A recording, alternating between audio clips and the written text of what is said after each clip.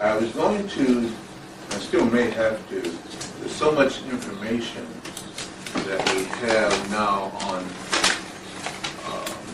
events coming up, and just on the alien, extraterrestrial, and terrestrial thing itself is so much to cover. I had one other section I wanted to deal with on this, which would be tying it in for the reasons now for everything happening as it is. What I wanted to do is to segue and give you a little background on some of these creatures or folks or whatever you want to call that have been involved with people here on Earth for so long, and this whole issue has been skirted. That in itself is one program. Last week, of course, we gave the Midwest connection because we have some people here from Indiana and from St. Louis and all like that. So I don't know. We'll see how far it goes on this one. I still think it's best to divide that and bring, especially now that some information and pictures I want you to see you won't be able to see. But we'll have to go from there again. Either way, let's just start, if we can, with what we want to call the middle section, or what I call T.E.A.S 2, Terrestrials, Extraterrestrials, and Aliens 2. And, all right? I want to say hello to all of you, and thank you for attending the Metacenter for our second in our series of what we call T's, and of course it's nothing to drink. That's terrestrial, extraterrestrial, and alien, and the agendas so from them. The point is that now as we move deeper into the Aquarian consciousness, into the cosmic age of Aquarius, if you would, we're finding it's time to think. This is the time for the thinkers. This is the time for folks to begin to put things together and reach some kind of conclusions. And as you saw by the flyer, we feel that that time is one that is not only upon us, but we ought to get some kind of background on what is happening in general in order to be able to get more specific about events, weather control, mind control, and things that are happening that seemingly are unrelated. Almost anyone metaphysical now realizes that something is different, something is wrong, something is right. The wrongs, of course, are obvious. Everybody's getting sick, plagues are hitting, there's all kind of weather modification. We can't tell one season from the other. It just goes on and on. The things that are good that people are finally beginning to awaken, they're beginning to challenge, they're beginning to try to understand what is happening, and realizing that they have to spend more time with their own consciousness, that they have to do for self. And even though people are flocking to the hospitals, many people, of course, are taking the what we call homeopathic and naturopathic route. This is all in keeping with the times that we're in. It's one thing to be chemical, which they now use alchemical, L in chem being from chemet and chem, and being able to use things that are for chemical people. But when you're a biological person with some chemistry, you have to also go into natural things in order to keep yourself alive. Since there are different races here, different needs for those body types, to group everything that everybody should have this, everybody should have that, is one of our first mistakes. Different people, even though the souls may inhabit various bodies, when you're in a certain body, you need certain things for that body type to function. And you cannot take things that other people, and even though they may all have souls, we've covered that before, need for their body types. So we need to understand that very clearly and very closely. So I want to start off with a little bit of what would be called the racial connections. And I want to start off with the topic that most people don't hear enough about so-called Negroes, and about so-called people with melanin. That's what we call, archaeologically speaking and anthropologically speaking, the Negroids. I'm going to cover some areas here, and I'm going to also call on a person, Dr. Abraham, who happens to be here today too, which will also, he didn't know I was going to do this for him or with him, but I'm going to also call on him to share some things with you too. Let's go back first of all, since what isn't usually covered in these metaphysical texts and in the books that you hear on Art Bell and the writers, is what is a Negroid. There is no such thing, of course, as a Negro. Negro does not mean black per se. Negra was black. It has nothing to do with that.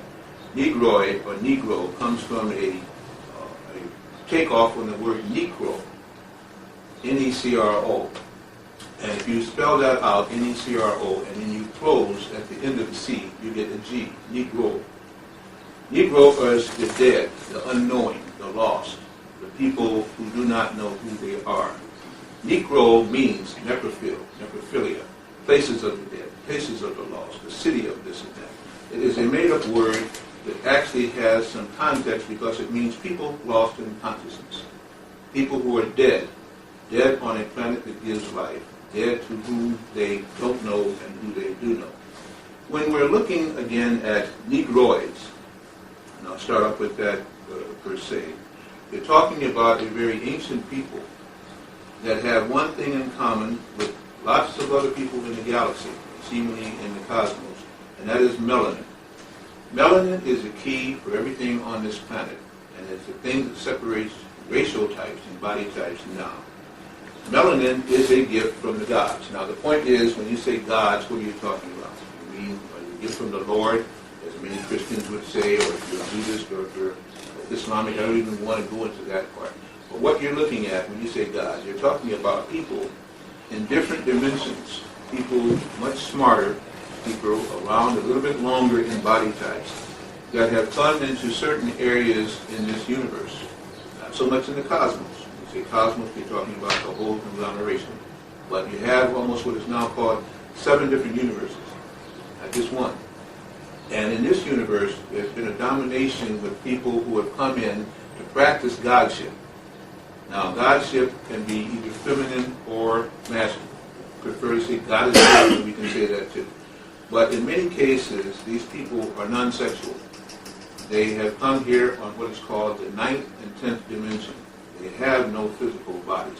There are not too many physical planets, except in this particular universe anyway. Most planets do not take on physical substances. Not what we've been told before, but in research it seems to be the best way to put it. And this particular planet Earth was a homemade place. It was a place many have called Nibiru. I argue that sometimes too, but I'm familiar with the story of it again. It's a place that a lot of scientists from 4 different systems, the Pleiades, again what is called again the Sirius or the Sirian group again, Canis Major, Canis Minor, people from Procyon, and people from Halcyon, all got together to put 22 planets like this together at one time in different universes to see what could be done if everything you could think of had a chance to come together. This is why the planet Earth is so diverse. This is why the planet Earth is so, beautiful. You have extremes of climate, or had it. The climates are becoming one. You can all begin to see that, and that will happen supposedly by 2012. But you have here ice in beautiful formations of ice. You have snow that goes along with it. You have tropical rain. We have tropical places again that are very arid, if you would, and even rainforests. We have deserts here again, and we have plains. Every type of climate you can think of, you can actually be born into or travel into. And as you travel to these places on our Earth, it's just like you're traveling to other planets. Because some planets have only one season all the time. Only one tropical plain. Only one desert. They are planets that do not have all the amalgamations that we have here. This was a well thought out thing. The reason why things here are so complex is because you have so many different kind of thoughts at work here. This was an amalgamation to see what would happen if all different creatures from different places could be brought together with their own kind of climate, and then to see if they could evolve whatever species won out to reach a height to get back to what would be called the universal prime creator. Now, I use that term simply because it says universal, which means the vast. It's prime meaning first, and then creator meaning creator of, creatus, causing to come forth from. So here you have everything. And as we have seen, these everythings can't seem to get along for too long. And there's a reason for that, because there were also 2 other subgroups that didn't like the idea that all of these amalgamated species or universes or people could come together to create 22 that they didn't have any part of. And so therefore they became like invaders. They began people to try and see if they could usurp. Their creatures have been many. Named Lucifer, supposedly the fallen one. You've had Anu, supposedly from the Anunnaki, the ones that fell from the sky. They've had all kind of different stories that have gotten jumbled up. And then they gave a book, which was not intended for everybody on this planet, which they called the Bible, which was a usurpation of other books that were given. And some were not even given books because it was not necessary for them to read. They were communicated with telepathically. Yet we now have taken and brought up what is called religions. And as we stated before in metaphysics, and I'm very sorry, we're stepping on a lot of toes, I'm sure today, but it's not the first time. If you need a religion, then you don't need a soul. Religion is for the soulless as a training guide to tell you what to do and what not to do. When you're born with the soul, you're born with a spirituality that needs no religion. It means that you're born understanding the rights and wrongs, and all you have to do is on the lowest plane of all, the physical plane, prove what you know. This is not reality, and the movies are trying to tell you this is not real. And if it was real, you would never have to sleep. You sleep because it is so unreal that you must get back to reality, which is a dreamlike state, in order to wake up to keep the physical plane intact. This is why the physical body degenerates, ages, and you die. It doesn't mean that you ever die. It means that that physical body wears out. And it wears out in a short space of time, less than 100 years in most cases. Or really, when it's serviceable, sometimes by 60. So I'm saying to you, if you doubt that, ask yourself, why do you have to sleep? No matter how much you eat, no matter how much you pray, no matter how much you do anything, you must do what? Sleep. And if you don't sleep every 72 hours, you will die. You will sleep standing up, you will sleep driving a car, you will sleep flying a plane, you will sleep. Because you need to energize the physical body with a substance that you cannot get from anything you eat or anything else. It is pure thought. And if you understand, many people take poisons. But when they elevate their thoughts, they don't die. Other people who don't even understand how thoughts can alter frequencies take poisons and they do die. People are rolling around eating glass light bulbs, things like this, and they are able to do so. You say, well, what's the difference? They might be what would be called a cyclic clone. They look like you, but they're not like you. Internally, there's so much difference, as you say. In many cases, physiognomists and people who study the human body, when they cut open some people, they are amazed by what they say. That doesn't make the records, what they see. They don't have all the organs in place at the places we think of. We are a complex organization here. We are a species here so intermixed that we are just beginning to catch on to what's happening. And as we catch on, they're trying to knock us out. So let's go back again to looking at some not so ancient terms, but terms that we must think of as places in order to get to the hub of what I want to bring you to. We have what is called Greece. We're told here under a certain group of people that Greece, again, was the precursor again of Rome, and that the Roman and Grecian empires were the biggest ever seen. Well, when we understand one thing, ancient Greece, which goes back past Rome and so on like this, was called Ionia. The Ionians were a Negroid-looking people. Now, anything that came after the Ionians were misplaced or implaced, or travelers who came to a land that were not the indigenous people of that land, but people whose history now, a very brief one, we've been indoctrinated with. There are reasons for all of that. When we look at what would be called Romans, and we look at the Pope, and we look at the Vatican, and we understand that there was in the tip of Italy there Sicilians, and that they were different from the upgrade Romans, and that they fought each other, and so on again like this. We'll understand that the more ancient name for Italy was Etrusca. The Etruscans were Negroid looking. Using again their terminology. But you don't hear anything about Etrusca too much again. When you go again to in the land of what would be now called Africa, there's no such place called Africa in ancient history. You cannot study ancient history and look for Africa, because Africa doesn't exist. If you notice, all of these continents now are named with the letter A and end with the letter A, except for one, Europe, which is not a continent. But they now told you there's 7 continents. So you see, all these lies are very hard when you go searching, because you're searching for something that doesn't exist. Let's just say that this matrix in physical is reality. So let's just look at the reality of something that doesn't have reality. Let's make something out of nothing. Let's go back now to Ethiopia. Well, when we find Ethiopia, you find that Ethiopia's ancient name was Judah. You talk about the Lion of Judah, Haile Selassie, well, this is what they were talking about. But they've changed all of this. So you can't even do research correctly now, and people get arguing over superfluous childlike things, which even has no beginning other than the Roman, Greco-Roman culture. Romulus and Remus. The same kind of thing, and they started from what? Romulus and Remus. Where were they born from? You better remember. Lion cubs. Where? Wolves. Wolves. Dogs. Okay. This is what they tell you, the start of Rome.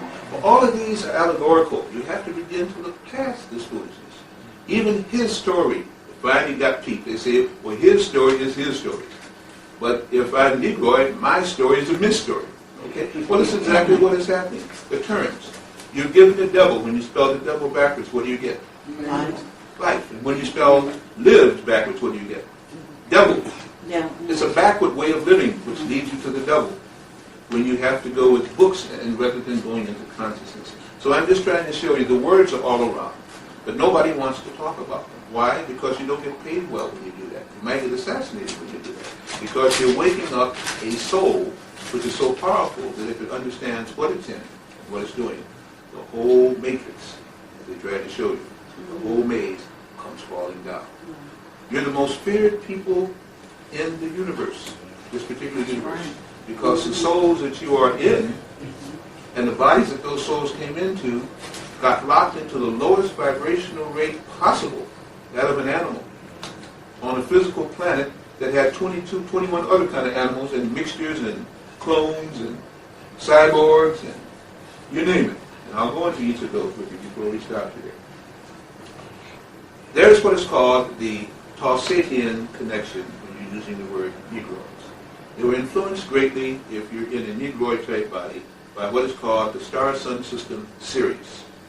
They are the ones that influence you the most, and let's stay at the very beginning.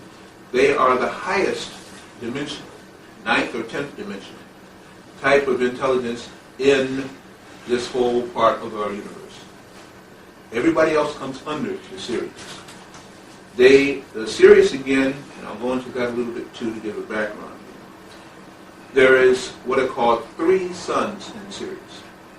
Most of it just says Sirius. Sirius A is in the constellation of what is called Canis Major, the big dog. They're supposed to be about 8.7 light years away. Well, whatever that means again, 183,000 miles a second, a light year. So anyway, about 8.7 light years away. Sirius B, which is what is called white dwarf. It's a star that is supposedly nearing the end of its beam, much like our star is soon to be, if you would. Has again what is called a light that is 100,000 times fainter than Sirius A. That's why it wasn't seen for the longest. Arthur Clarke, and so they're talking about they finally discovered Sirius B.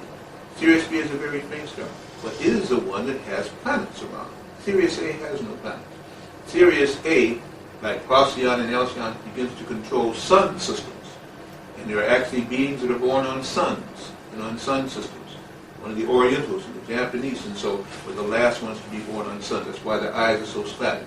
This is why even when their souls came into these bodies, they had to still search again for a bright light, if you would. But that's another thing then too. The Dogons of Africa, to kind of jump just a little bit around, since again they're ones that live in Mali, in the mountains there, if you would, stated that their ancestors either came from, were part of, or were influenced by beings from Sirius. They were talking about Sirius B, not Sirius A. Keep in mind, Sirius A controls sun systems. Sirius B as in more amphibian, or a crossbreed of prototype people who both live in water and in air. And Sirius C is almost like an insect-like kingdom, if you would. But they found one thing in common, they got together, if you would. The Dogons, as they're called, were stated that they were influenced by the Nomos from the star system called Sirius. Nomo is N-O-M-M-O. And they stated that these Nomos would teach them mainly in the evening. And if they saw them in the day, they had to go to the cave. That's one of the reasons why they lived in the mountains with these caves, because these beings could not take a lot of sun and heat. But they stated that there were ancestors of them that could. They went there to these people and they were taught telepathically. This is why you'll find in most of Kemet, the people there didn't do a lot of scribing and writing. The scribes were elitists who put down on the physical plane in pictographs, vertical columns, things that you're supposed to know. They now call it again picture writing, if you would. They didn't write linear with things like this, no, because they used telepathy. And when you use telepathy, you don't have to write things down. We have been taught to write things down, to read things, and yet it comes very hard to people. But if you can begin to picture things, if you can begin to sense and look at people, you can become telepathic somewhat, because you can begin to pick up what that person is thinking by the actions, by the looks, and all throughout the area of Kemet. This is what people have tried to do. They didn't do a lot of writing. They said, well, why are there no parchments? And so there was no need for it. They tuned in the universal mind. They were able to go into the soul, bodies, and sense. And then they conveyed back and forth by thoughts. People who do a lot of talking, people who do a lot of writing, are people who have lost the sixth sense. They're people who must communicate in the best way they can is by written words, scribed words. Now, I'm not saying now that you shouldn't do this. I'm simply saying you can understand now why a lot of history was not written. And they used, again, people that they called griots, people who had excellent memories. Well, all of us would have excellent memories if we used our brains and minds. But we can't if we have to write everything down. We say now, if it's not written down, we can't remember it. And if we can't remember it, we forget it. You cannot forget anything that's inscribed on the matrix of the brain. It's just that you don't know how to locate it. So what are they telling you now to do? They're teaching you now to take a picture of something that you can't forget. If it's a sexual object, if it's something you love to eat, if it's something you want to have, and you tie certain thoughts to that picture, and you file it away in the neurons of your brain. Then when you see the picture, it tags itself to the thought. It's just like you use a computer. You go back and you get the picture, and then it comes revealed back. More and more we're told less and less to use our brains. Then they come and they say we use less than 1/10 of 1% of our brain. I don't know if we use any of our brain. But we're beginning to, because the very thing that the brain is supposed to do, we don't. When you go to a computer, you look up one word, but you have to know the key word. Once you look up the word, everything starts unfolding. That's the way people were taught. They were told things that they couldn't forget. And then the stories with them followed on. Now we take everything as absolute proof, supposedly. Only if it's not written down, and so it cannot exist. To give you an example, the Uri tribe, it's near Dahomey in Africa again, have had ancestors who have had long tails. They're scaly tails. They look more or less like an amphibian tail, if you would. They've had snouts, if you would, there too. And collectively, they had a god that they worship, a deity by the name of Eniweho, something along that line, Eniweho. This, along with many other gods that people have had, interestingly enough, turns out to be a kind of either a cetacean, a creature like a mammalian, or a serpent again. Let me give you some examples for that again. In Sumer, many people like to refer back to the Sumerians and so. They had as a chief figure in their history Oannes. Oannes, and that's spelled O-A-N-N-E-S. Oannes, you find out again, was a half-gilled, upright walking creature that could live in the water or on land. Right? You had Eniweho, which we just talked about again. In North Africa, there's a lake called Lake Triton.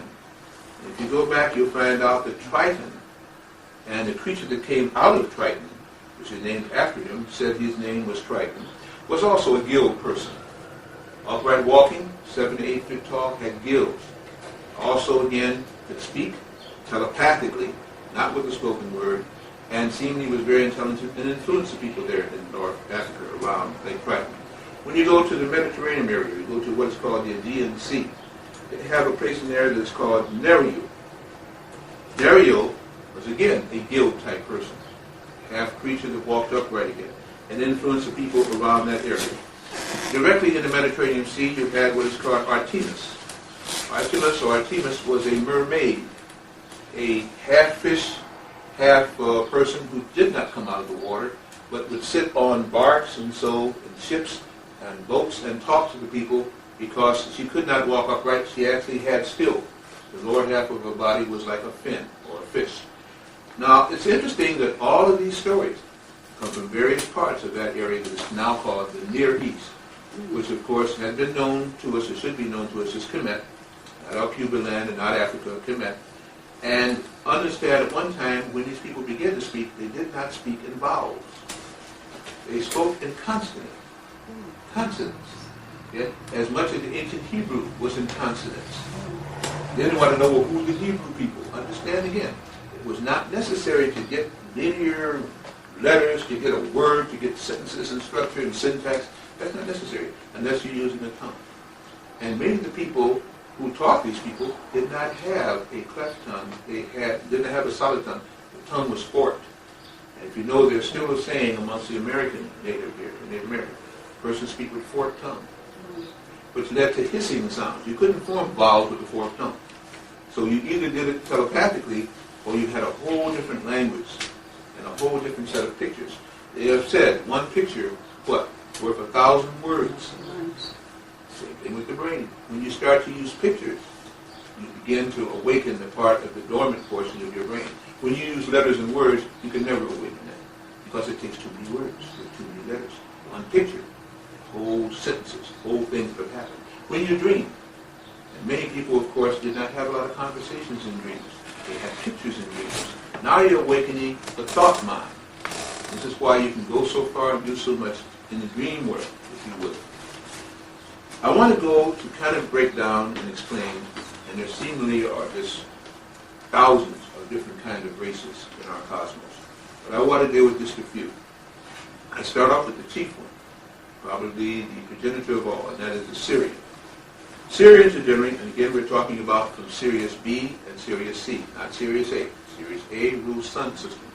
Sirius B, as a creature or a person or a thing, or whatever you would, 4.5 to 6.5 feet tall, usually an amphibian. And also on Sirius B there is a moon from which many of the people that we refer to now as the Olmecs came from. The Olmecs, and they stopped the history of the Olmecs by misusing what we call the word Mayan here. Anytime you say Mayan, you mean Olmec. That is the prejudiced anthropologist or ignorantly taught anthropologist word for Olmec. Why? Because the Olmecs, if you ever seen the pictures of them, look completely Negro. And they were found everywhere in the Western Hemisphere. They were found not only in South America, but in North America. They were found in Canada. They were found in big barges and things that have been found on the sea. They've been found in picture writing, in caves under the ocean. Olmecs were everywhere. And they were the people there, the most ancient people that you can usually find here, and still call them human, meaning they have truncation, arms, bipedal, this kind of thing. They were called Olmecs. Anything Mayan is a lie. It simply is something that had to be brought about. So rather than say Olmec, which everybody knows is Negroid, and in fact, some of the books used to say that they didn't classify or like to give too much credit to the Olmecs because they worshiped deformed babies. Now, what this had to do with anything, I don't know, but that's one of the things that they say in archaeology. Well, the reason why they say they worship deformed babies was because many of the pictures of the Olmecian baby had a cleft in the head and like a diamond up here by what we would now call the middle forehead, like many of the Islamic people now put the dot up there. Yeah. It simply meant that these people were very frontal lobed, and yet they also had long heads, which meant that they were very psychic. And their babies, of course, were able to do things. They could move objects in birth. They could levitate things. They were very psychic, if you would, very spiritual people. So they don't like to deal with hardly any of that. But at any rate, when you're talking about Sirius, you're talking mainly about B and C. There are 3 suns at least. There may be more, but 3 suns that I've been able to do research on. And all this research comes very hard. And that is B and C. A rules people on the 12th, 13th dimension, sun people. B and C have people who live on planets that go around suns. This is why they can definitely say to you, there is nothing new under the sun. Because until you graduate through the sun that your planet is around, you haven't evolved. You're still physical or dimensional. You can't go to the 9th and 10th dimension and become a sun person. Sons of the sun are people who come out of their bodies, go wherever they want to, take on that body type for a while, and go on. They are mental people, having nothing to do with the physical plane. There is another group that is called Orion. And if you notice in most of Kemetic history, and I'll stop using the word Africa, stay with me, most of Kemetic history, when you see it again, you'll find that the Egyptians, who were looked upon, especially around the 18th dynasty, as almost alchemists, alchemy, they were people again who, with the pyramid, one shaft, or they call it breathing holes or air holes, I don't know what they call, but this is what they use. One points toward Sirius, the other points toward Orion. Sirius has been known again as the dog star because it's in Canis Major and Canis Minor. Orion has been known as a hunter. Orion and creatures and Pleiadians and so that come from there are hunters. In fact, well, we'll get into the Pleiadians a little bit later on then too. The dog stars has been said as a companion to man and mankind. It's said that the only ones who took a lot of time with the creatures that were here were the people from Canis Major and Minor. Well, that's fitting, because they were one of the four that started the planet Earth in the first place, who constructed the planet Earth, and as well should. The deceivers, of course, well, let me move on and still talk again about what we were calling out the Pleiadians. The Pleiadians seems to have brought forth at this time three different kinds of people. Since the Pleiadians are in Orion, again, you'll find that in the Pleiades, you have what is called the blondes. This is usually what most of the Caucasian people like to refer to. Why? Because in the Netherlands and in the Baltic area, you have blonde people. Blonde is an absence of melanin. It means that the hair has turned light. It cannot hold pigmentation. Just like a very pale skin cannot hold pigmentation. Now, when a soul comes into this body, there are certain things which are learned, and it has to be on a certain part of the planet. Because being pale-skinned, they cannot live where there's a lot of sun, and they did not take a lot of chlorophyll, because what does chlorophyll do? Chlorophyll is what human hemoglobin is made up of mainly. Chlorophyll is the closest thing to human hemoglobin. So you have more or less a very clear, almost translucent type blood in people from the Netherlands and people that are very pale. And this is what has come to be known as blue bloods. Blue bloods meant that the veins were so close to the skin, and the skin had no pigmentation, that you could see the veins and things that carried the blood. You could see that there was blue blood. Now, blood itself, in many cases, until it oxidizes, has no color. It is just plasma. Its color comes when it mixes with any and some of the ingredients in the air of the body, except for one people. People with melanin, blood can actually be red in the vein, sometimes even a kind of a green in the vein, and sometimes orange in the vein, depending on the amount of oxygen or nitrogen or helium in that setup. But people with very pale skins can only have blue bloods because it is the only thing that their lack of melanin presents. Now, they're gifts to all races. They're goods and bads and benefits and taken ways, if you would, from it. They came about, the Pleiadian people, about 26,000 years ago. And they came to influence a certain portion of the planet by which their ancestry and their future now rest. Without these people awakening, these other ancestors could not go forth. They are time travelers, but they're new time travelers. Anybody that has a soul is automatically a time traveler. Why? Because the soul has no proximity, has no physical substance, but it gets locked into physical substance for an experience. In a melanated body, they're able to stay both on one side and the other a little bit easier. In a non-melanated body, it's very hard to transit. It's very hard to time travel. Each of you are time travelers because you time travel every time you go to sleep. Bring it up in the Q&A if you want. If you go to me, you want to know what time travel you are? You're looking at one when you look in the mirror. And sometimes, as I used to teach in classes on magic, you can look in that mirror and see your face change and see your soul shine through. If any of you ever took my old classes, you can. This is why mirrors are very precious things and very interesting things for you to know. There is also what is called, again, and Pleiadians, and keep in mind, Pleiadians are deceivers. They play games. They will be whatever you want them to be. They will say whatever you want them to say. They will do anything they can to try and get next to you because they need your substance. They need the energy substance. And this is not just true of Negroids. This is true of any race of people on the planet Earth. They have what they call Zeta Reticulans. Zeta Reticulans, of course, are from Zeta Reticuli, which is in Orion again.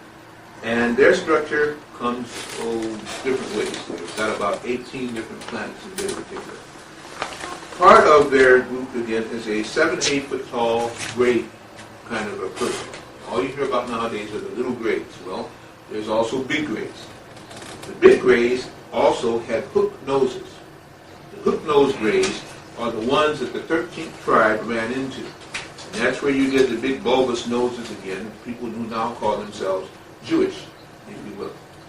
You think of Jewish as a religion. but yet they talk of themselves as a race. Now, can't be both. Is it a religion or is it a race?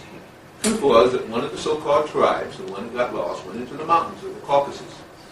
They came into some of these people from Zeta Reticuli who lived inside the earth.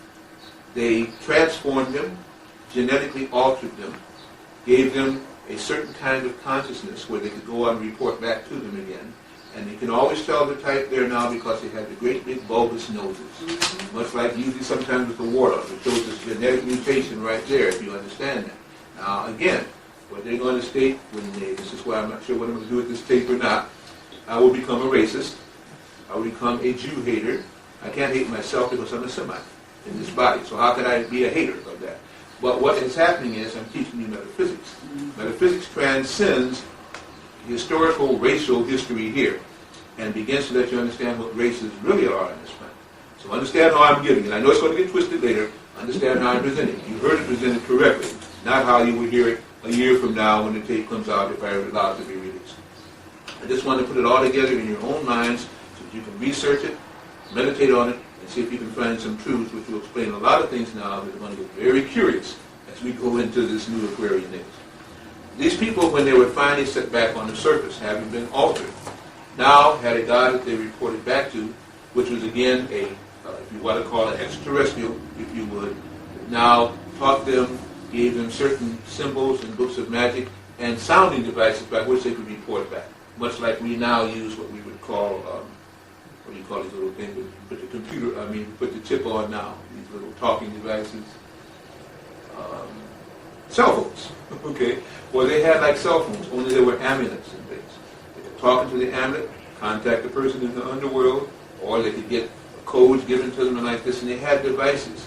From these devices, when they worked, where they could contact the gods, comes a history of Arks of the Covenant, of certain scepters and things by which you could contact a higher dimension. Well, if you couldn't contact it by coming out of your body, because your soul wasn't high enough, then you had to do it with the device. So you phoned them.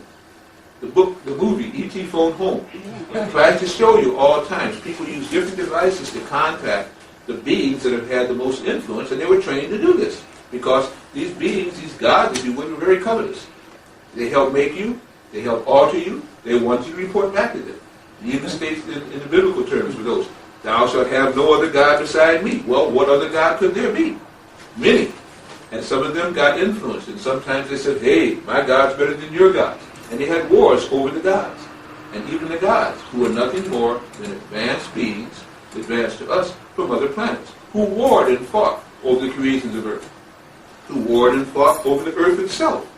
And we read these, the wars, in fact, when you look at Zechariah Sitchin's Sumner works, the wars of gods and men, the wars of the gods. Well, this is it. A god, any person now that is aboriginal and tribal and has not gone through the institutes of learning now would see some of the science in the laboratories and call it magic. Forgetting that they have their own magic, they'd be astounded by what the laboratory scientists can do. They can now even make weather, thanks to the gods. But I'm simply saying, do you begin to see what I'm trying to teach as I'm going through this? All right, there's another group.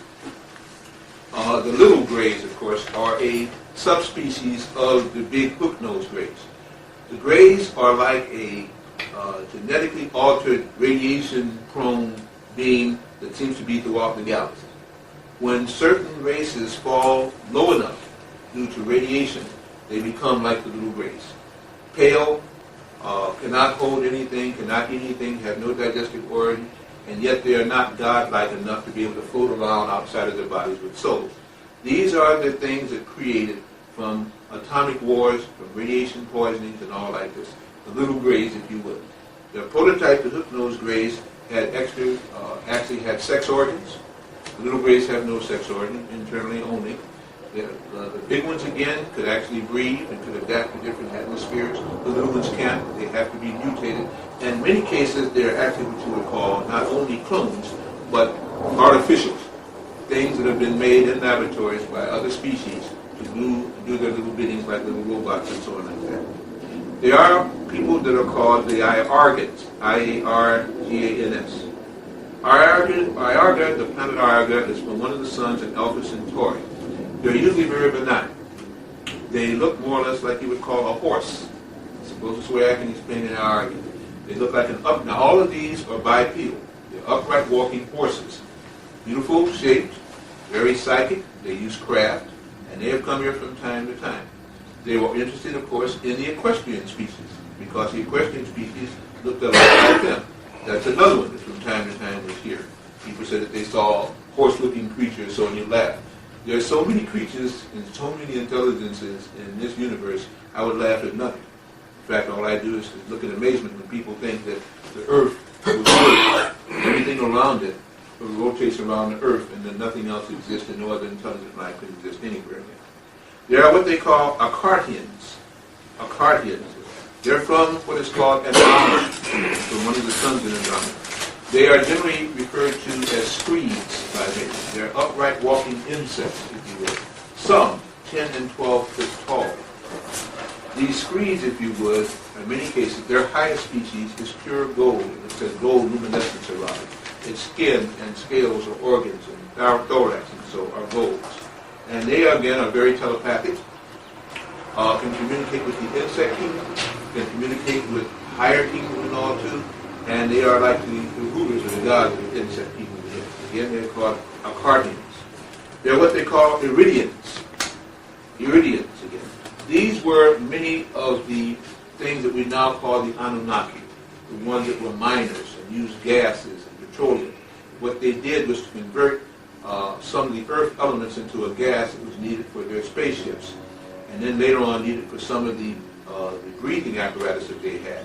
They're the ones also that led to the mutation and crossing of species down here, where they made like ape men, where they again took a hairy ape type creature and made out from it again, of course, Neanderthal and Cro-Magnon. Neanderthal man, of course, was one of the ape-like creatures which they worked with and took the hair off of and began to crossbreed them with some of their own seed.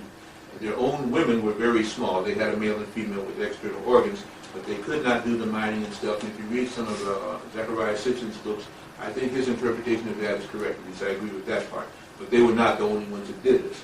But again, you're talking now about the Anunnaki, those who fell from the sky, and you're talking about those people who came from Iridian, Iridians again. They have what they call Rigelians, R-I-G-E-L-I-A-N-S, Rigel, Rigelians.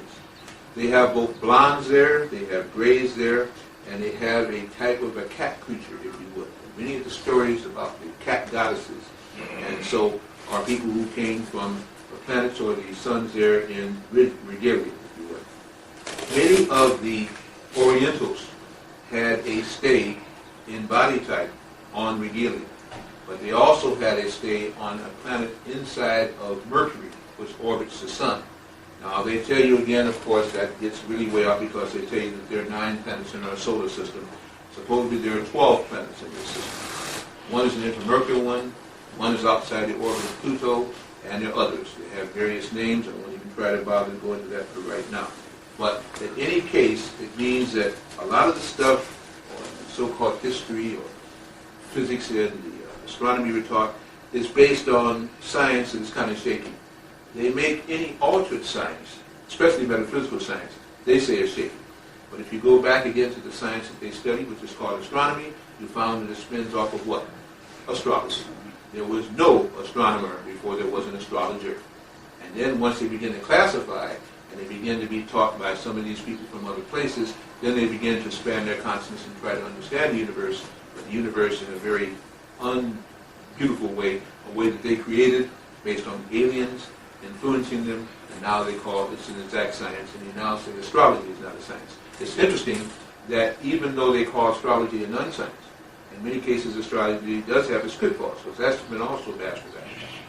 You will still find presidents using astrology and not astronomy.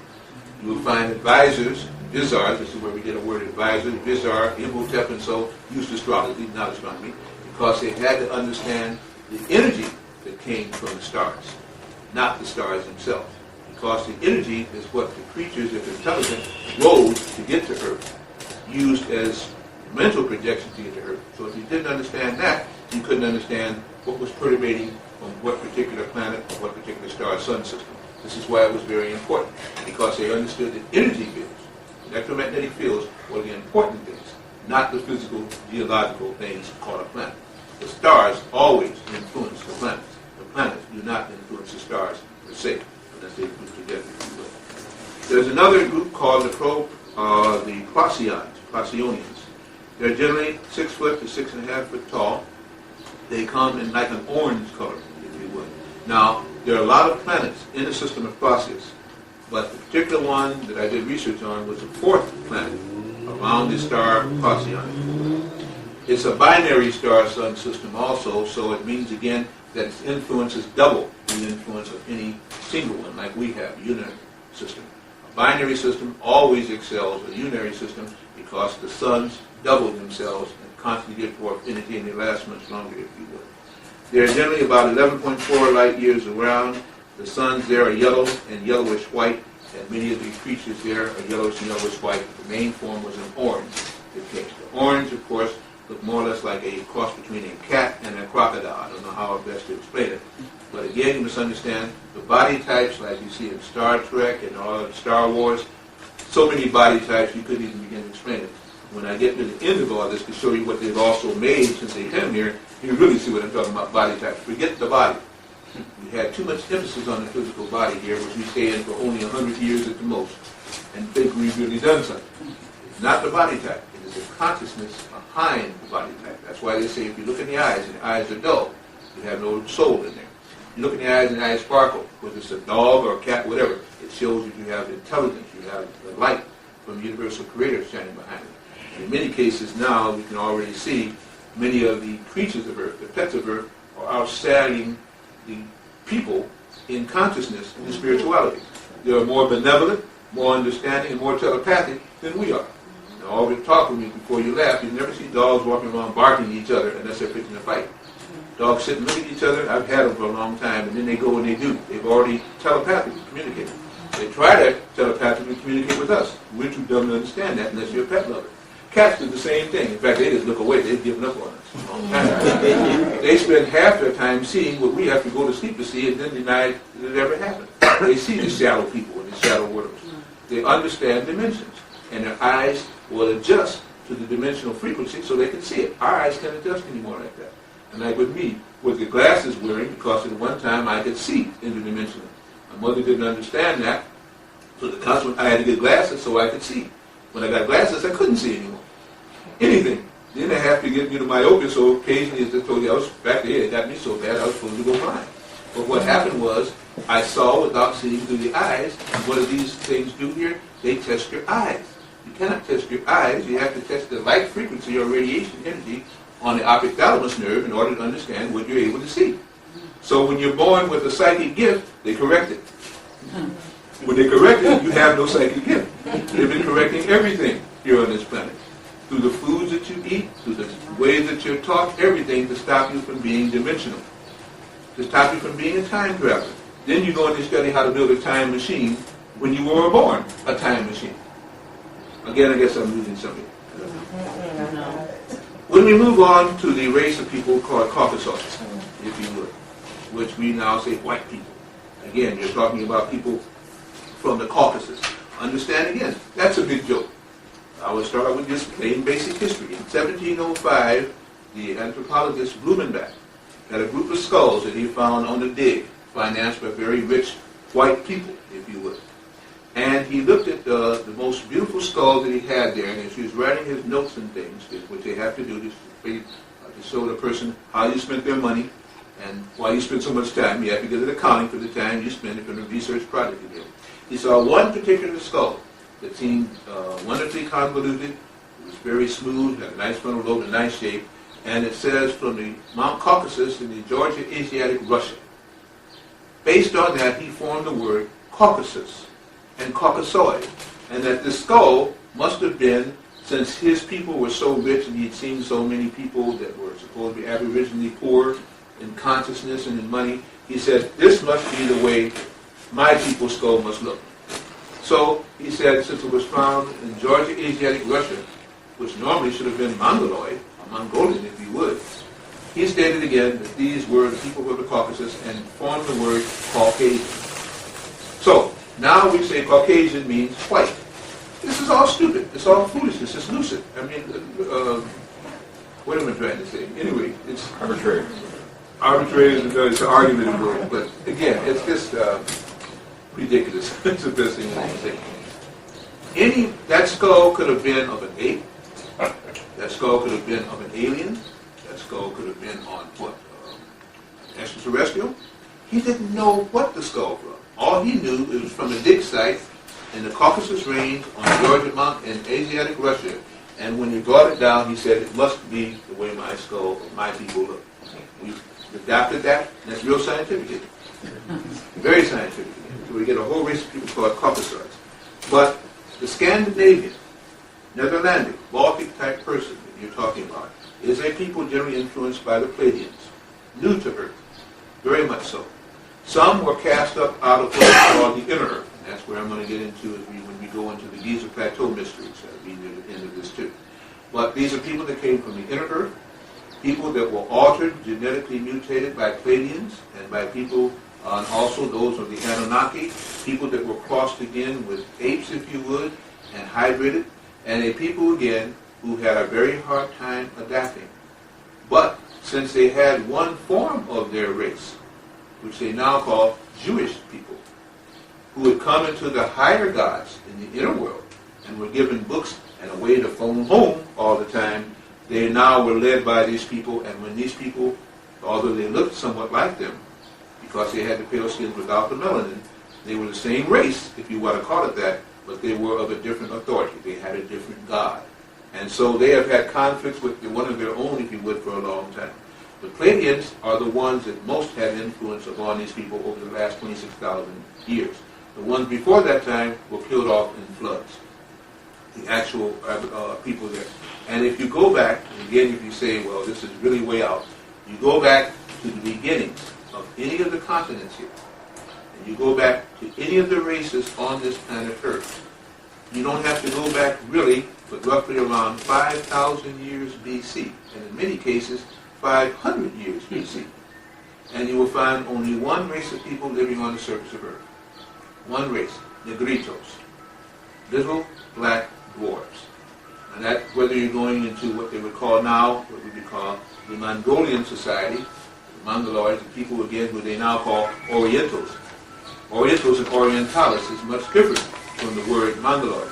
It means that people now that we say are either slant-eyed, usually short, light complected, straight or wavy hair, and so on and so forth. All of that is a big lie.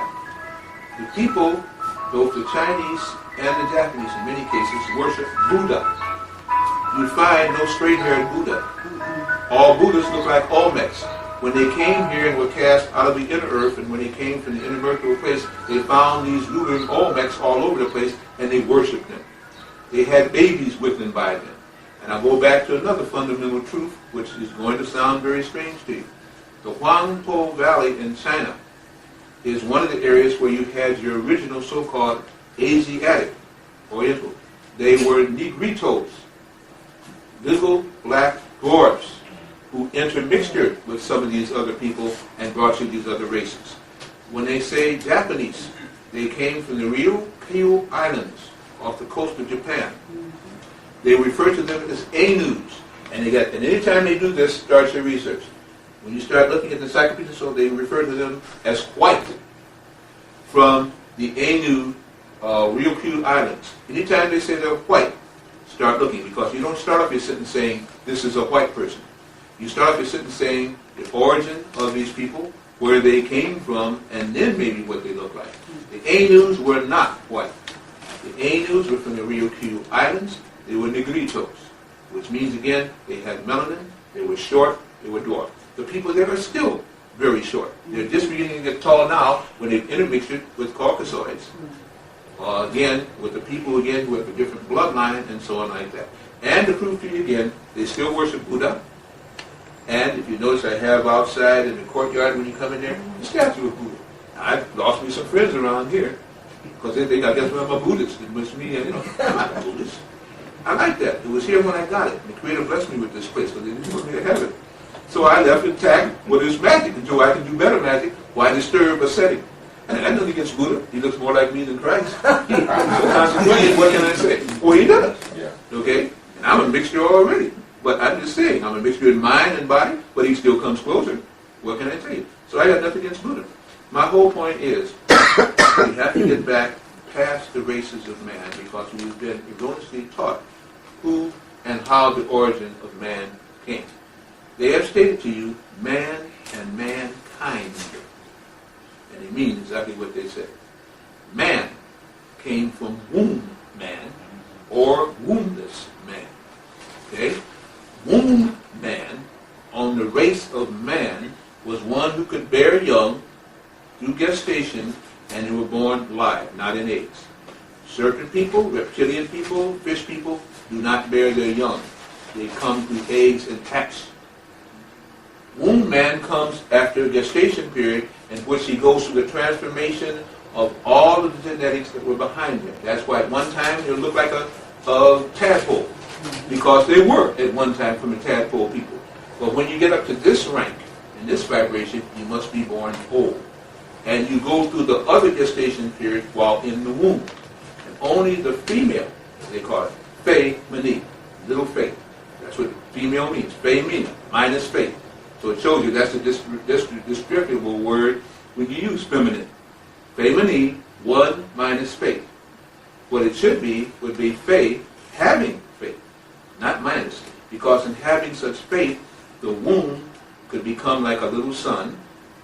Gestate, and if you've ever heard my womb man lecture, then I won't waste your time with the rest of it again, because I even stated these people at one time did not have sexual intercourse to reproduce. The gods that came through them were inspired by the sun, because these were people that had sun existences. These were goddesses.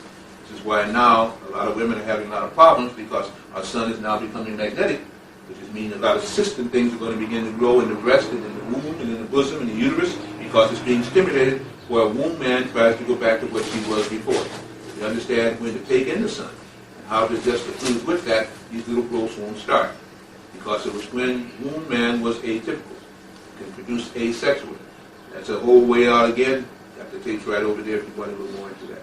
So the man that was born here, this is where I'm going to again go kind of deep, if none of this else has been deep. The mankind that was born here was a kind of the original man that was a prototype of the Negritos and Olmecs that were on Earth. Now, there were still races before that, which were called the elder races, of which we get our words E-L, L. They were light benders. They were L's because they formed the letter L because they came from the four corners of the universe.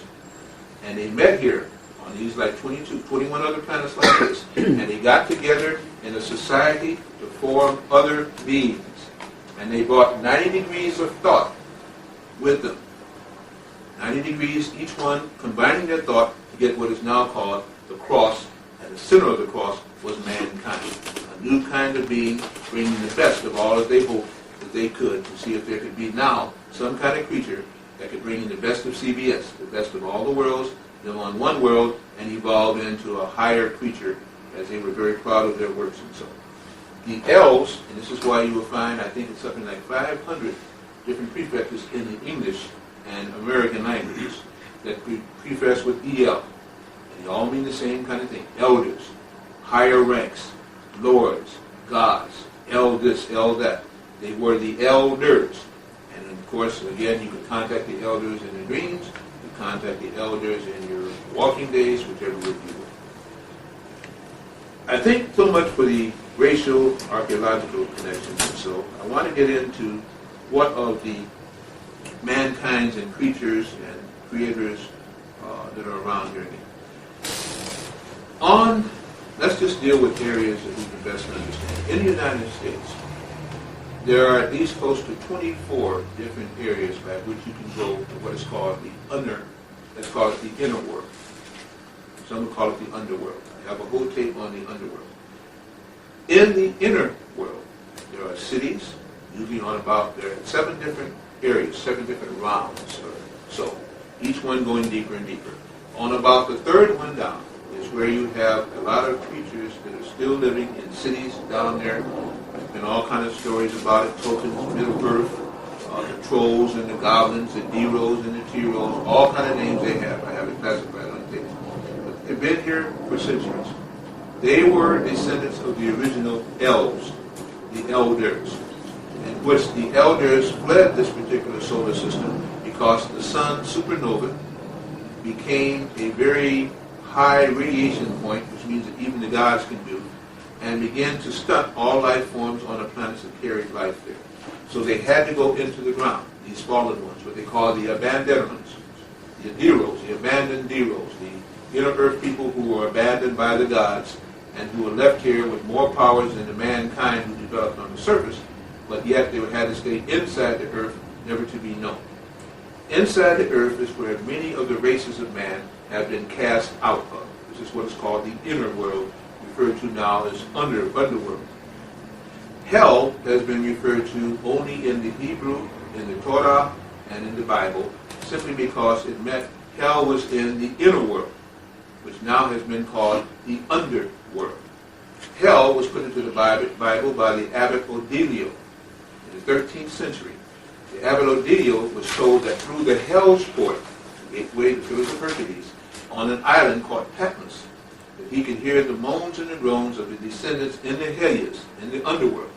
And so therefore, whole religion aspect was put in, combining Lucifer, which had nothing to do with the underworld, just the light being. Lucifer means the shining one, and I'm not saying I'm a devil worshiper. I'm not a devil worshiper. Lucifer has got nothing to do with the devil. There's another thing where consecrated thought so way out has confused so many things. But it referred to what was known as the various levels under the earth, by which there were people that lived that could not take the light of day, could only come out at night, by which there were people that had been crossbred, that had been cloned, that had been mutants, if you would, that from time to time would come up out of the earth, the demons of the earth, if you would. And since the hells were underneath every major city, every major continent, every major ocean, because there's a whole area down there that you can reach from the bottom of the sea, from the top of the mountain, a whole story was hidden about how they became. At Lake Victoria, and as we went to last week, on one side of Lake Victoria you have Mount Kilimanjaro, and you have pygmies. On another side you have the Watusi, some of the tallest. Here again is an anomaly. One lake, into the Hell's Port, cast you the smallest people of Earth and the tallest people of Earth. Many of the Watusi stated their God that they were seated by the gods, and they were. Because you have not only the 6 and 7, you have some Watusis 10 and 11 feet tall today. They don't have to tell you about that. They were from a different origin, if you would. And then you have little scrunchy pygmies. Obviously, again, something has happened to these people, they're little pygmies. But something has happened to most people around here. They have been genetically altered. What do you have? Mount Kilimanjaro, which has flying saucers, UFOs, and everything else, creatures that come out of the sea like Oasis and stuff like this, and then you have these people. It tells you that there was scientific genetic experiments that were carried on here to see not only who could be the best, who could create the best, as the gods warred about each other, but also, again, to see who could pass the test. And then you have certain souls later on who chose to go into these bodies to see, okay, the gods made this, you think your Pleiadian God is good, I'll spend a lifetime in this body to find out what's happening. Now you say, that's crazy. If you feel that you go through all of this only to die and become nothing, then you've got to be already nothing. If you went through a lifetime to learn, there must be something more to do with this lifetime once you unlearn. So consequently, many people here have jumped into all kind of bodies. That's why through hypnosis, which deals with the mammalian brain. Another thing too, now they're talking about the reptile brain and the amygdala clip. You want the mammalian brain, you don't want the reptile brain right now. And that, I'm going to have a brain class coming up too. I say that a lot. Now that I can actually begin to talk and do research on a higher scale. But we'll get into that too. The mammalian brain is one that has a universal origin. You have your dolphins who are mammalians, if you would. They're in the water, but they have to also breathe air, which lets you understand the type of soul that is. They must surface from time to time to breathe air, yet they can become part of the gills. There's a lot of problems now that are happening with people with thyroid problems. And many people, Caucasian nurses and researchers, will say it's a gill problem. That the thyroid is trying to become a gill like it once was if it was in your bloodline. But they don't tell you this. And it's being augmented by the magnetic sun. So people are going to have thyroid problems. Unless they keep telling you to take iron. Iron is a Martian element. We don't want to even go there yet. That would be more confusing, I think, than anything else. You need to get a balance between the two. You You need iodine as part of your iron because you must have the things that came from the sea to feed the thyroid glands. This is why you have parathyroids. They call it sham thyroids. No, you have to have regulators on both sides to make sure what kind of energies are taking in. All of the glands that we have are not all of the glands that we have. Did this confuse you with that? What's on the physiognomist chart is not all the glands in your body. There are glands inside your body and organs inside your body that they don't even know how it got there. And sometimes they cut off of a person if that person was a clone, or the person was a mutant, or the person was what they call a screed or a hybrid. They're walking around looking like you till you cut them open. And then they don't look anything like you. And they say, well, what is this? Then they whisk it off to Area 51 or someplace else to study, give it to Harvard University for research, give it to University of Chicago on one of those. They now have 13 floors down there now. I think the studies might be able to verify that. I mean, what I'm saying to you is, unless you really open your mind, what you're hearing today will seem like a fairy tale.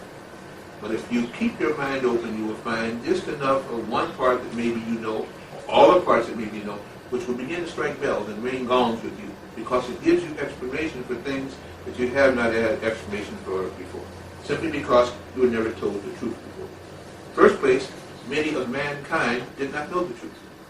They only knew what they were told. They only knew what they were read.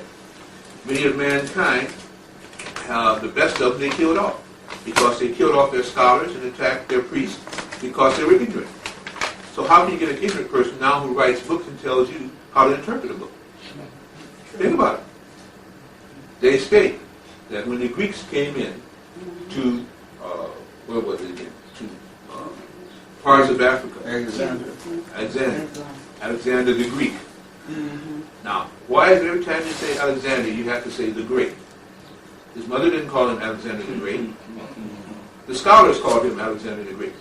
Very poor scholars called him Alexander the Great. Alexander from Macedonia, the Macedonian. They could not read, the Greeks. They could not write. They had no literature.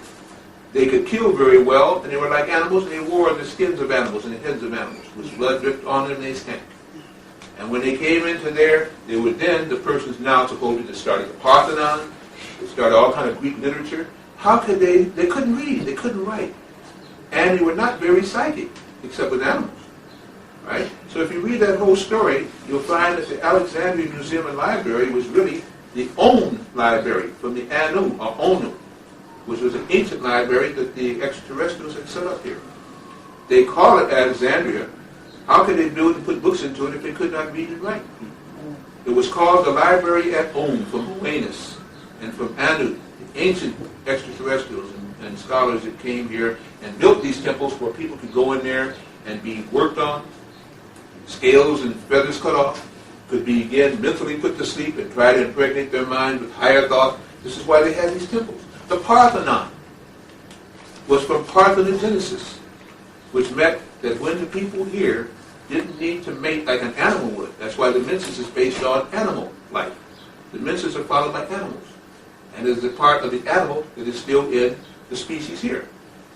Wombless man is even worse, because without womb man, he can't even reproduce. This is why man is a mule. Man is a mule. Man is not womb man. Cannot reproduce himself, and unless a female chooses to do so, the race of man would be gone. Take out that Y chromosome for 100 years, you got no men. You see what I'm saying? All of these things should show you something. But they don't want you to see the overall picture, because you would know that you are not a god. You are not a goddess. You are not a spirit. You are not a person. You are not a man. You are nothing else again. You are a being, part of the Creator, that's experiencing something. You take on a body. You make gods. You make religion. And you make each other. But there are many ways to make each other. Some do it in laboratories. Some do it by open sex. Some do it by worshiping the sun and having gestation periods start that way, and all along the line. They teach you wrongly. In 2 hours, I'm trying to correct all those wrongs. It's impossible to do what I'm doing, but I'm going to attempt it. At least I'll make you think. Every time you leave here, I want you to be thinkers. Then you don't follow anybody. If you don't leave here thinking, you haven't come to one of Brother Blair's lessons. They also have had what they call, bases. I want to get back to that a little bit. Area 51, Dulce, Montauk, Iron Mountain, places down in Texas, places throughout the desert areas, Arriba, all these little places out in the deserts of South America, in the mountains of Peru, where they still have these big cities up there. Why do they have these big, beautiful cities up there in the mountains if they had to travel up with beasts and mules, drag up the concrete, pour it, mix it, drag up the boulders? Why not just build it on the surface? Build it down there? Obviously, these were gods. They landed up in there. They didn't want to descend amongst the apes down there and the crazy people. So they stayed up there, near the heavens and the gods, and they used a whole different things. When you see again in the mountains of Yucatan, it's at Zac-Uxal, at Tiahuanaca, and so you see these step pyramids and ziggurats. The step pyramids were for the serpent people who came down, landed their little saucers-like ships on a flat surface, opened up, and came down these great big gangplanks and so walking down amongst the other people. And you still see the carvings of the serpents right on the ziggurats. But they ignore that and say, well, they were just, I don't know what they call it, stylized drawings and stuff. These were the serpents that came out of the craft for certain people, and they had bitter battles with the Olmecs. The Olmecs were some who came from Mars, okay, who colonized Mars when they came from Sirius and then came here. Many of the Martians. And they're finding up there now the same thing that they're finding on the Giza Plateau. Remind me, that's how what against all this. But these serpent people came down there, they made sacrifices to it. They did everything else against, because if they didn't, we're going to eat them up anyway. So they gave them their best and hoped they left the rest. And this is what the sacrifices, they said, they sacrificed to the gods. What gods? Serpent gods. How would you go around eating some people? It wouldn't be too nice for you. But if you were a serpent or a reptile, you'd love that. Okay? So I'm simply saying, follow the histories, and when the histories go kind of south, go south with them, like the climate. But don't stop and say it can't exist. Don't stop and do what people knew the Earth did, where they had to discover everything because they'd never been here before. They were in the inner world for a while. To show you how crazy I am, I'll even give you reference points to do your research. Read about the gates of Nuremberg and the green ones. Happened about 1825 or 35. When you look up Nuremberg, look up the green ones. These were people, a boy and a girl, who came to the gates of Nuremberg, Germany. They were green. They were taken in. People couldn't understand who they were. They said they were demons, but there were some people who began to try and help them because they seemed to be intelligent. They were speaking, but nobody could understand their language. The girl lived on. The boy died after about 8 months. As this girl ate the food that was there, and so she changed from a green color to a pale, kind of a pasty color, and resembles many of the Germanic people that were around at this particular time. She later on married and had children. But the origin of her, she said, they came from inside the earth, where there were many green people. And that there was a light that shone, and they got lost one day, walking one of their animals, and found that they followed a light, and they went to sleep, and then finally they stumbled out what seemed to be a day and a night to them, they're not sure, and finally came to the surface, and this is why they were very hungry, and they came to the gates of Nuremberg. You have many Germanic people who came from inside the earth. You have many people that were green and turned pink, or turned a different color. You have so many things going on here now that to argue about race is one of the most ridiculous things you can do, because you can spend the rest of your life trying to argue about the origin of some of the races that came here. I just gave you the basic three. The bases that are here still connect in many cases with underground cities where many people still live. Some aliens still live down there. Extraterrestrials live there, and terrestrials live there. Our Earth was called Terra. Terra is where we get the word terrestrial, where we get the word extraterrestrial, which means a little bit more than a terrestrial, an alien. A terrestrial is a person born, created, made, or so in or on the Earth. That's the best way I can say it. Extraterrestrial is somebody that looks somewhat like a terrestrial, has had a time to spend either on this planet or a planet like terrestrial, and has something in common. An alien is anything that's intelligent. It could be from an insect to a bird, but it's intelligent, and it has reached the height of its own species. It's been stated that everything ever created has a chance, when the soul comes into it, to reach the height of its incarnation, which means you can have intelligent birds, extremely ones, intelligent insects, intelligent fish, anything that flies, creeps, or crawls can reach intelligence, if you would. The connection between many of the monoliths that are on Earth merely means that beneath that area at one time was a great extraterrestrial or alien city or enclave.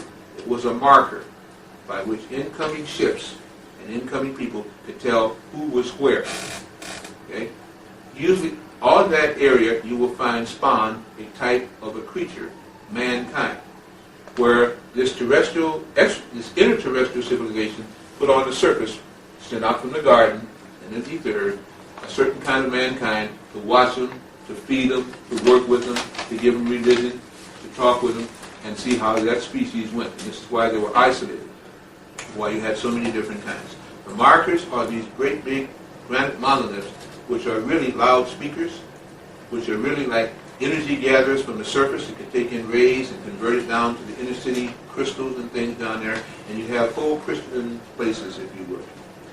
Much of the craft that is here that says they've come from outer space, don't come from any outer space at all. Much of the craft is from inner Earth cities, let out through tunnel openings or through mountains or out of the oceans. This is why you see them coming up and going from the oceans and out of mountain craft, because we don't know anything about the intelligent life inside of our own Earth. There are dimensional travelers.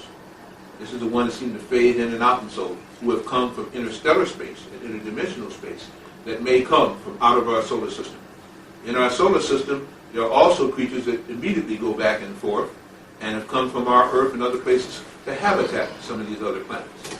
Even planets that they say must be devoid of life because of the heat or because of the water can have life, because we don't understand how those things can be converted by the soul into usable atmospheres. That's all I'm going to say about that. We could go on forever again.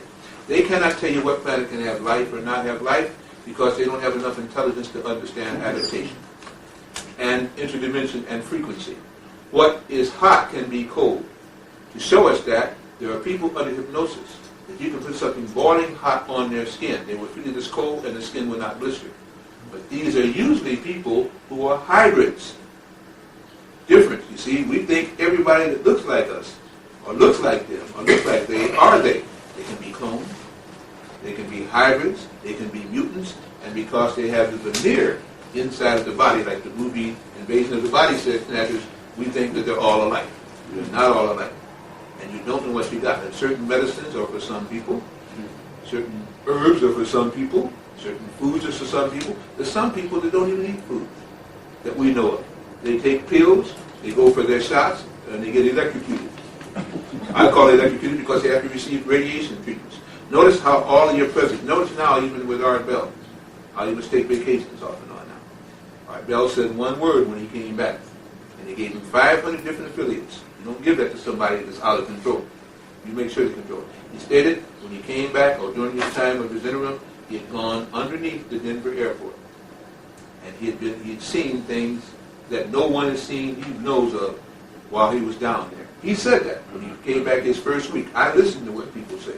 And I look past what they say and also look at what they're saying. Again, here's another prototype being put up on now to influence people. One thing, you keep you up all night long. When you do that again, you're already becoming interdimensional because you can't dream too much if you're constantly going in and out. What they put on, why would they give them daytime stuff? Because daytime stuff is not how they want to influence. They want to influence your consciousness. They want to influence your spirituality. They want you to broaden. If you broaden, you don't have to sleep as much. So consequently, they're also working with you. They're playing games. That's what they call technology. There are many crafts that are seen that are called UFOs. UFOs means unidentified flying objects. Many of the craft are what they would call IFOs, identified flying objects. Many of them are AFOs, aquatic flying objects. They fly in the water. They have interdimensional craft that fade in and out. You've got so many kind of vehicles, but keep in mind, if the creature flying it has to use a craft, they are not very advanced. Now, we think they're advanced so they can zoom through the sky and so on like that. You can zoom through the sky, too, in your astral body if you understood how to work the Merkaba. But you don't, because they didn't teach you that. That's the difference between a scientific artificial vehicle and a natural, if you would call it, biological vehicle. There are many of mankind, when I'm saying that now, we're talking about terrestrials, mutants, cyborgs, clones, what else should I call it? Whatever again. Or mankind that have made what they call Avro. Some call it Avro cars. It simply means alien vehicle reproduction ordinances. They back engineer craft that have crashed, craft that they've been given, craft that they have generally been worked with to try and see if they can make them suitable for their life forms. Why? Because there are many allegiances that have been made with the world governments, especially Caucasian world governments. I'm using that term for the want of anything else. Who have made deals with Greys, who have made deals with Andromedans, who have made deals with Pleiadians, people from Orion, and they were given, for the sake of being able to work with some of the creatures here on Earth, they were given vehicles, or told, well, here, we'll give it to you, you can make it fly, wonderful. One thing they don't do is to teach them how to fly and shoot. Most of these UFO crafts, all they can do is propulse, but they can't shoot out beam weapons from it or anything else. That's why they now have to have satellites to put the beam weapons on, because the Avros cannot shoot. And one of the things they want to do is not only fly fast, they want to kill fast. They want to raid and beam and stuff, and they don't know how to get the propulsion mechanism to do both. So there is actually leading up to a battle, if you would, that's going on between terrestrials, extraterrestrials, and aliens. And where I'm going to conclude that, because I don't want to get into that in itself, you've already had enough, I feel, on this part, will begin to blow your mind. But there is a battle going on for the originators of the 23-coast Earth that now want to come back to claim those who have evolved best on the Earth and take them into other dimensions and higher dimensions, because you earned it. And a battle for those who are like called reptiles, and those who are called dracons, and so, who can't do that, who have really no souls to speak of. They live a long time, but they don't have soul qualities. They don't have that kind of spirit quality. Who are very jealous of it all. And would love to just eat you up.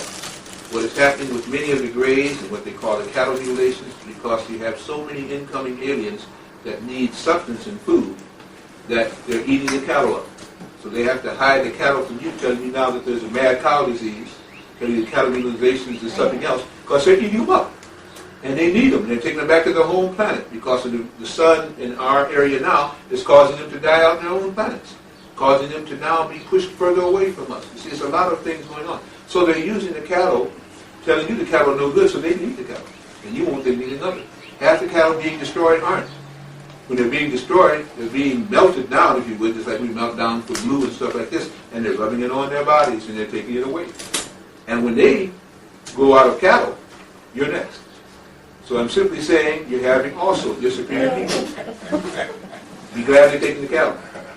And that's also because there's a battle amongst extraterrestrials as to just how vicious they can be here on Earth before this whole thing comes to an end. So they know what's happening with the cattle. There's nothing wrong with the cattle. They know what's happening with the fowl. There's nothing wrong with the fowl, other than what they've created to be wrong with the fowl. But simply, even in doing that, they're serving another purpose. It's causing people to stop eating so much meat. They're getting afraid, and that's good. Because when you don't eat so much meat, then the physical body can't be as big and as strong as it was. Because your protein has to come from another source. But your soul and mental body can begin to develop. The light can come in, you'll sleep less, because when you eat a lot, you know what's going to happen. You're going to sleep. You cannot think and sleep, and think and eat at the same time. That's why after Thanksgiving, you go to sleep. But when you can get higher foods, higher vibration foods, you become more wisdom-seeking, you become keener, you can wake up at night and have to sleep all the way through, and your energy fields grow, you begin to glow, which means also you're attracting the very people that you want, who were so low as a beast they couldn't even get to you. So you had to go with the lesser gods, the gods created with mankind. Finally, I guess you say, wow, at least finally he's going to draw to an end. Yes, I will. We want to talk about the Giza pyramid and the Earth, Moon, Mars connection. Why is there so much talk about Moon and Mars?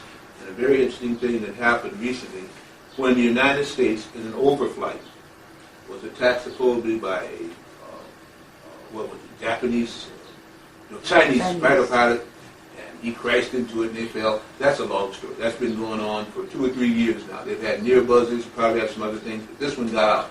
They couldn't hide this particular one. When they finally got the plane together, who came in and flew it out? The Russians. And people said, why in the world would the United States have a Russian plane come in and take out an American spy plane? Well, why not? They built it. They might as well send it back to who built it in the first place. There has been a unison between Russia and the United States. There was never a Cold War. That was a Cold War to you. There's never been a gas crisis. That was a gas crisis for you. What they have been doing is to bring a commonality of the species that they are with the most intelligent ones between the United States and Russia to try and get off the Earth, to try and do everything they can to establish moon bases, bases on Mars and everything else, because they know they can't stay on the surface much longer with the skins that they have. They want to create synthetic melanin, they cannot do it. They try, but the creatures fail. That's what Atlanta child murders were all about. See, we can go all kind of different ways with this one again. The United States and Russia, when you had the one that, I went through that, so I want to, the submarine that was down there in the, what is it, sea, and something like that, the Kursk and all this stuff. Then you had the naval vehicle that was almost blown up. This was retaliation because they still got out of line. And their little alien friends didn't want them to get that much out of line. So the aliens give the United States some information, they give Russia some information, and they keep on playing games in hopes that they can avert the catastrophe, but in the meantime use up all the other races of Earth very quickly. The other races are being contacted by their own gods, if you would, or their own extraterrestrials. But there is no division between Russia and the United States. The United States built the biggest manufacturing for trucks and automobile and tank parts in Russia. Went over there and sent them not only the personnel, gave them the money and built it. How can you build for your enemy a tank manufacturing company? When they went to the moon, the Russians, if you remember, when Kennedy came into office, I'm just referring to make you think, because you got to use your brains. Don't count on just the press. Think.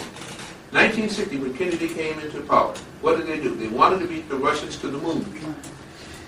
The Russian launched 2 weeks before the first Apollo series, or what do you call it, Apollo? I forget what they call it then. Okay? What happened to the Russian launch? I've talked about this. The Russian launch got blasted out of the sky by an alien craft. And it was a female and 2 men, and she was hanging up there, babbling all kind of Russians, going crazy, talking about it. Now they're coming for me. All that was wiped out. And you didn't see Russia go on spaceships to the moon. After that, what did they start doing? They went into metaphysics. They started going into Curlian photography. They started going into mind control and psychics, because they had seen out there that that was not there's not going to be physical anymore, that they had some less physical superiority. The United States still played the game, and we still believe in our United States. So consequently, we believe anything the government tells us. All right? There is no difference between the Russian government and the United States government. This is why whoever it is president of the United States now, I forget his name, and Putin got together. Okay? Well, he's not president of the United States. Let's face it, he was selected. Okay? He's got alien blood too. His father has alien blood, but they hold him. Now, what it is, if you understand what David Icke said, it makes sense. But at any rate, they got together. He went over there for some marching orders. That's what he went over there for. And to find out where they're getting along on their Mars mission and on their moon mission, and to see if the scientists now, who he doesn't trust, were lying, and he thought maybe Putin was telling the truth, because they don't respect him either. What is happening there is they have a base on the moon, the United States and Russia. They have a base on Mars already, United States and Russia. And they have what they call the ancient Nazis, if you would, and that's a whole different symbolism too, the ancient aliens that came to the Hitler and to Kaiser Wilhelm and came to all of them trying to help the Caucasian Pleiadian people. As I say, it's just a great big game.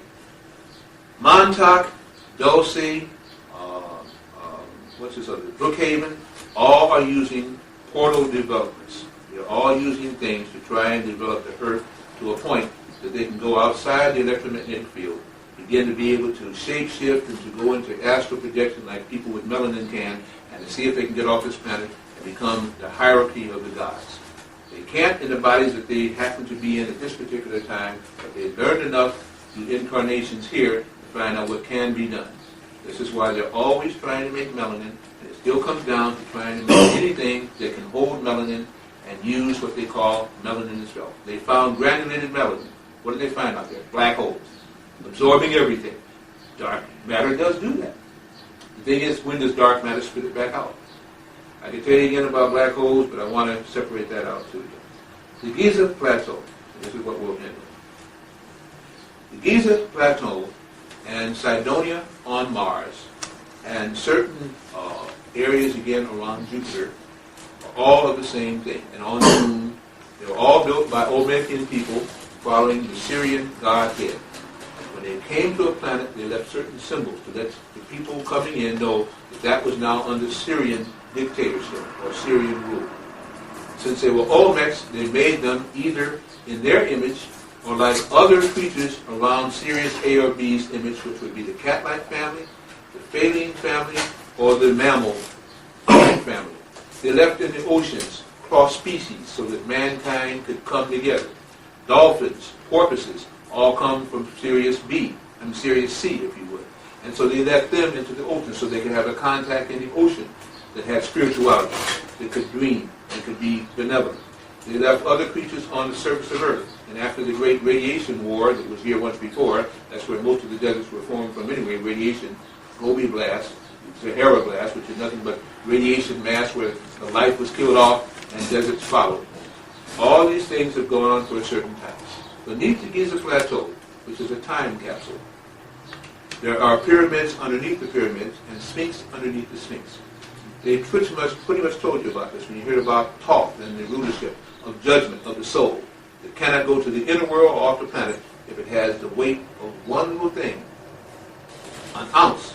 If the soul has one thing that is not cleared up on this planet, it can't go anywhere but must repeat the cycles. So remember the Hall of Justice says the two balances. You have the feather weight on your soul that stops you from progressing. You cannot degress into the earth or get off the earth. You just incarnate or go through all kinds of other changes. You have to clear the soul. That's why soul or sons, nothing to do under. Because until you get every teaching under the sun and learn what's under the sun, how can you go to other suns or other planets? How can you go to other suns of the sun? They try to teach this. So underneath there are 8 paths. They call it eightfold paths. 8 tunnels that lead to the various principal cities underneath the earth on its third and fourth level. This is where they used to come and convene from the inner earth and find out what was happening on the surface of earth. This is why it is so deep there again. The king's chamber, of course, as we talked about, was never used as a burial place. You don't bury people in pyramids. That gave you life. How do you bury the dead and something's going to give you life? Why do they put canopic jars and have the entrails there? Because under cloning and so, you can take any of those and make a whole race of people from just the clone matter that's in those jars. You can reproduce Akhenaten, if you would. You can reproduce any of the other gods and so, where they were already crossbreeds. We'll have to get with that another time. Underneath there are not the burial chambers, but actually imprisoned, if you would, in time capsules again. Aliens of all types. They left them there for the people, for mankind to see. All right? They showed you the origins under there. They have capsules that will show you the development of certain species. They have interdimensional craft that are down there. And all of them are understood because they can be accessed by certain, I won't even name the cities, that's on another case.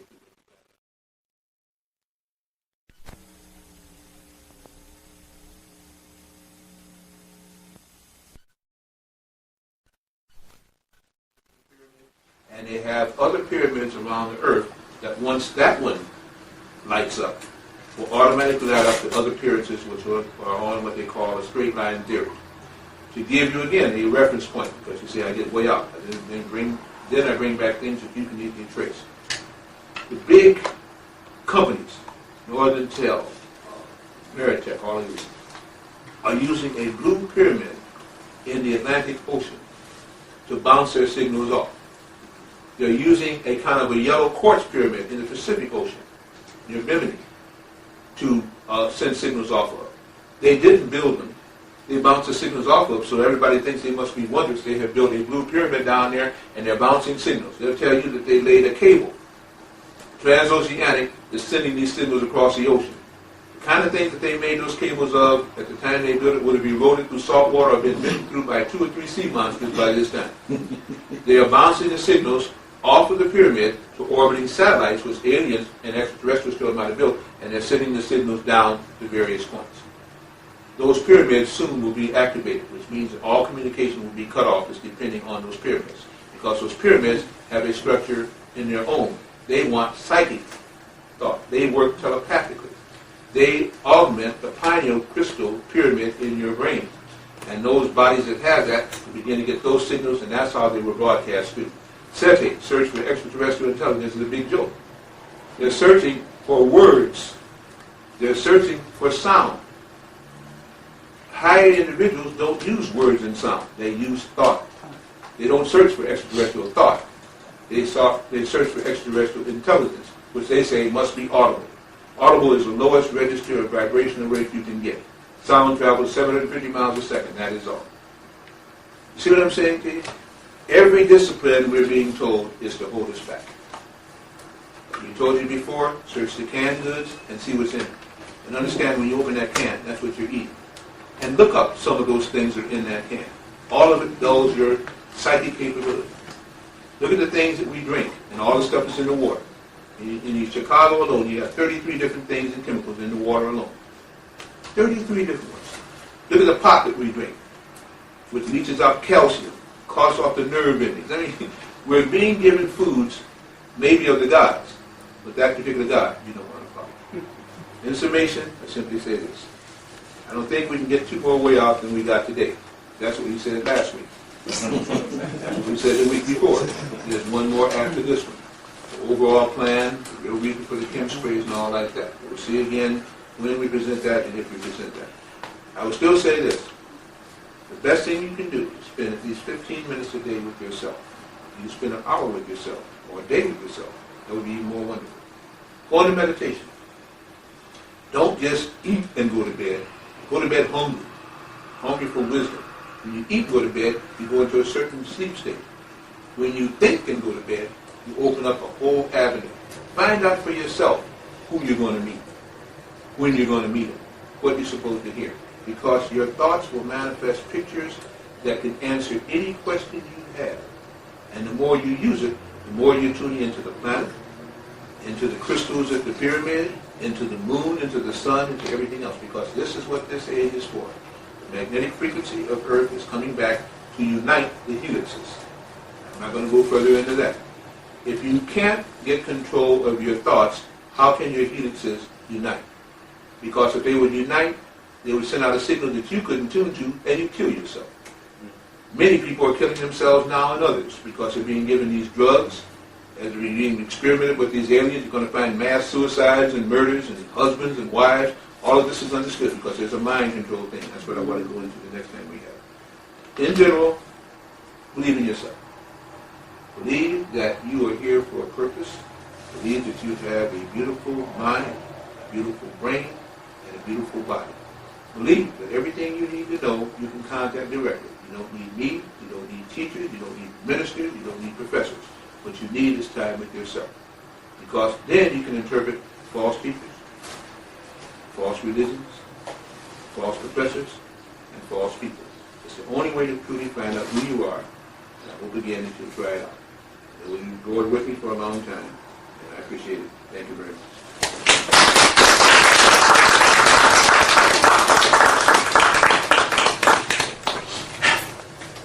As is usual the case, I don't run away after giving these things out, so you have two choices. You can go directly into a question, comment, session. You can do it while you eat if you choose to get refreshments now, or it's up to you. But whatever you decide, that's the way that we work. Now, how many of you want to go directly to a question, comment, session? So just raise your hand. How many would rather take a break and eat and then come back and do it later? So if you go into questions and comments, we'll go again by hand, so I have to have somebody to go between if you don't mind. And so we'll go this one here for me.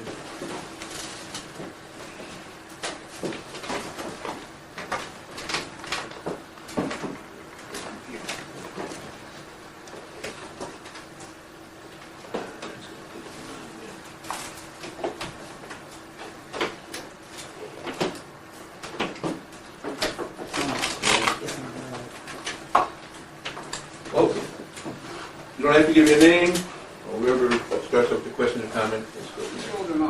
And I just happened to, I went by and kind of looked in there and I saw all of these computer games in there and what have you, so I'm wondering what's going on. And the name of this particular store is called Giant Eagle.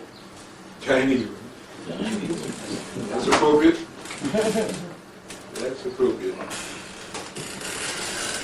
And again, thank you very much for your comments as usual. They're classic. And most of you have had some classic statements to make and comments to make again.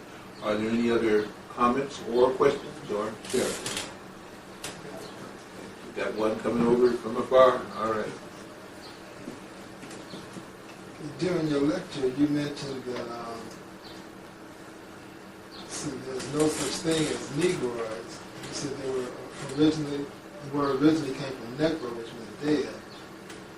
And I kind of lost something in my notes, because then you started referring to people as Negroid again, There's no such thing as a Negro. So it was that one, and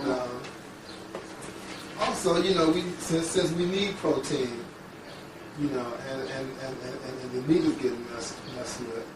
I'm a strict vegetarian, and soy products are being altered heavily too. So what is a good source of protein now? Last one is eat anything you want to eat. But you bless it first, you eat of it sparingly, and you make sure that it gets digested and metabolated. Whatever it is, the more metabulating juices that you have to use, and you now have things being given back from plants, the enzymes and so. And of course, if you bless it, you already begin to break it down in your system anyway. Okay? We stopped praying over our food because we didn't know what we were praying over. We weren't praying over, you were putting energy into the food, so you got the most from the food, and you told the food where it was going to go, what it was going to do, the whole bit. That was the art of eating. As it is now, since they messed up soy and you well hit it, soy is really messed up nowadays. I was the person told me you're going to get soy milk. I said, well, you might as well go and get some cow milk. You're going to do that. Oh, no, Blair, there you go again. But it's true. If you do the research on soy, and I've got a pamphlet that big breaking down the soy industry again. So I would say it's not what you eat, it's how much or little of it you eat, and how you metabolate it and what you do with it once it's into the system. And they have things now. If you're taking the gold products that we have over there, and you take the DNA boost, what you don't need is going to pass right through you anyway. What you do absorb will have to be broken down into the finest articulation. So once you begin to get in the things from the seed, your chlorophyll-containing products and all like this, you mix it with gold, you will absorb it. You'll get your nutrients. Now the only thing is, you will not get bulky. If you get bulky and you do the weights and you do things like this, then you have to take in some of the animal proteins or soy proteins along this line. Other than that, you'll just get strong. It's a big difference. Right? Now, the first part you mentioned was on Negro and Negroid and so on like that. I didn't make myself clear. Let me try again. Negro is an artificial word. There's no such thing as a Negro. Negro, metaphysically, comes from the word Necro, N-E-C-R-O. They simply, if you remember how they used to do it, they used to make a C, and they go a straight line across the top of that C. It wasn't even just indentated. It was just a straight line. That was a homemade word. Negro, it comes from the word, there's a whole phylum of words there. Necro, necrophile, necrophilia. It means the dead, the lost, the place of the dead, the unknown, the unknowing, and so on like that. And that was what happened when they broke the helixes. In the original melanated people, the gift of the gods was melanin. And when some of these Dracons, some of these Andromedans, some of these Pleiadians came around, they fixed it so that the offspring, they broke helixes. But I want to get into that on the next one. We're supposed to have 12. We've only got 1.5 and 2. Some people are getting the third. If the sun continues, all these helixes will unite, and the RNA and DNA and the chromosomes on them will begin to work again, and you'll be able to do a lot of things you couldn't do before. They broke that.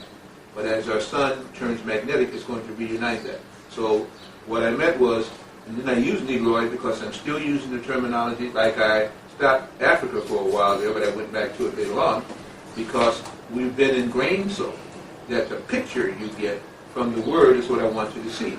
I told you, or told in general, what it should be called, or one of the other words it had. But then you must picture whatever it is you want, no matter what word I use. As we do this, no matter what a person says, you'll be picturing what that person is about anyway, and that's telepathy. That's telepathy. So, again, I hope it made it a little bit clear this time. And also, you mentioned that the people from the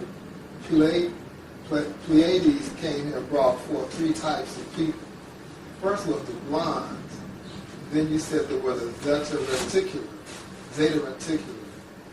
And from there you named several different types. What was the third type? Okay, you had a blonde, you had a gray. This was some of the degenerate Pleiadians, if you would, which is a gray type group. and I don't see the third one on here again. There was a blonde, a gray, and I don't have the notes on the third. The Pleiadians themselves, as I say, are so deceptive, they probably have created a whole lot of different subspecies. They have made a lot of mutants they have definitely come about with, and hard to know. I would probably think, since Orion is in the Pleiades, that you could have everything from a screed type, have a hook-nosed gray, you could have a small gray, you could have a tall blonde, you could have a small blonde. A lot of the blondes, which sometimes do 12 feet tall, which are referred to here under the secret government as Nordics, are found in some of these crafts. They're found at Area 51. They're found working alongside with these grays, and because they're blonde and tall, they automatically say, well, they are the higher species. They are not. Many of them who were Pleiadians outside of the different other planets have been mind controlled, or they actually under captivity. They actually can control souls even with some of their technology. And they're simply working for these people, and since they're a little bit stronger physically, they use them for physical manifestation. But you have all kind of blondes, you have all kind of grays, you have all kind of screeds, you have all kind of everything. There's always in all races, since a high and a low, a weak and a strong.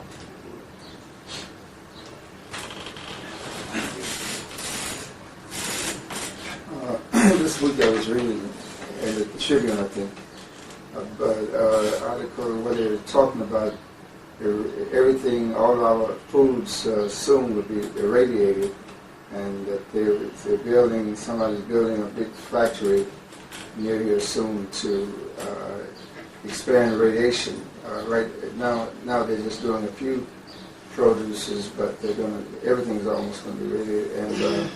And we were talking about some species on Earth having evolved from radiation, or radiated as radiation or something.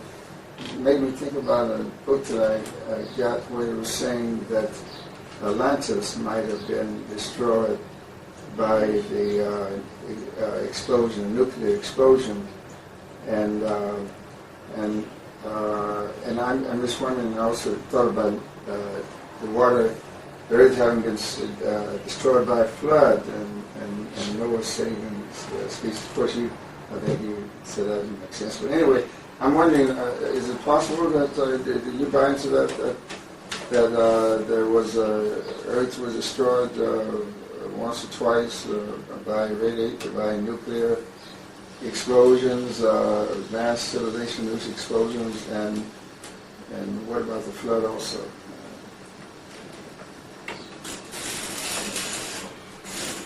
Okay, well, there have been many floods, and many of the floods have wiped out civilizations. We probably have lost more civilizations here than we'll ever remember by using chronology and history and written records. So they come and they go. The Earth itself, of course, as I stated, my understanding, is a prototype planet in which a lot of advanced beings have a lot to do with the making of Earth. The Earth having been destroyed itself, I don't buy, because once they made this one, it's been very guarded, like these 21 other ones, it's very closely guarded. And when a cross-civilization or a master race or so comes to the point of destroying the Earth, usually they're destroyed, they wipe the slate clean, they start all over again, because it is like a Zole planet, a planet of whatever. So I don't think that. Now, well, I don't want to get into that because I meant civilizations. Pardon? I meant civilizations. Like civilizations. One writer said Atlantis was destroyed by nuclear explosions. There were several nuclear explosions at one time that destroyed the civilization on Earth, Atlantis included. Well, there have been many so-called civilizations lost. As we talked about about 4 weeks ago, and I think you were there, we talked about Hyperborea. Nobody remembers that. Usually, again, you're making me get into some areas I don't want to get into, but that's my final session on these keys, again, if you would. But usually there's always a remnant saved alive that is kept somewhere, and then they restart once it goes again, if they reach something, if they choose to still go on with the learning lesson here. Trouble is here, I mean, the enticement here is you get so many promotions. You can get quadruple promoted if you can make it through here and there. So you get past a lot of other things by having a certain on a prototype kind of like this. But yeah, I think a lot has come, a lot has gone. One of the things that this government in its fledgling state that it is still tries to honor are people who can understand the history of this planet. And they've been typified as Moors, they've been talking about sovereigns, people who understand that before any of this was set up, they were here anyway, and they claim that right. They claim their ancestral gods as their right, so why should they follow yours? But there are portions of this government now, so aliens control that what used to be manifest destiny, what used to be if you had certain intelligence and wisdom you could get somewhere with, aliens are wiping that out because they want mass control. So almost all that's by the by. We're about to start another one here again, but I think this time on a whole different level. That's my own feeling. Have you heard anything about something city that they found off the coast of Cuba? I was listening to Dreamland on Sunday, like Bell's show, and they were talking about something city, and they're supposed to be sending some type of camera down there to start photographing things. I know they're not going to tell us if they find anything, but I just wondered if you know anybody. Yeah, you missed our last session. Melody had and she was talking about Cuba, coast of Cuba. Right. One of the things that was interesting, of course, Russia and Cuba have had allegiances.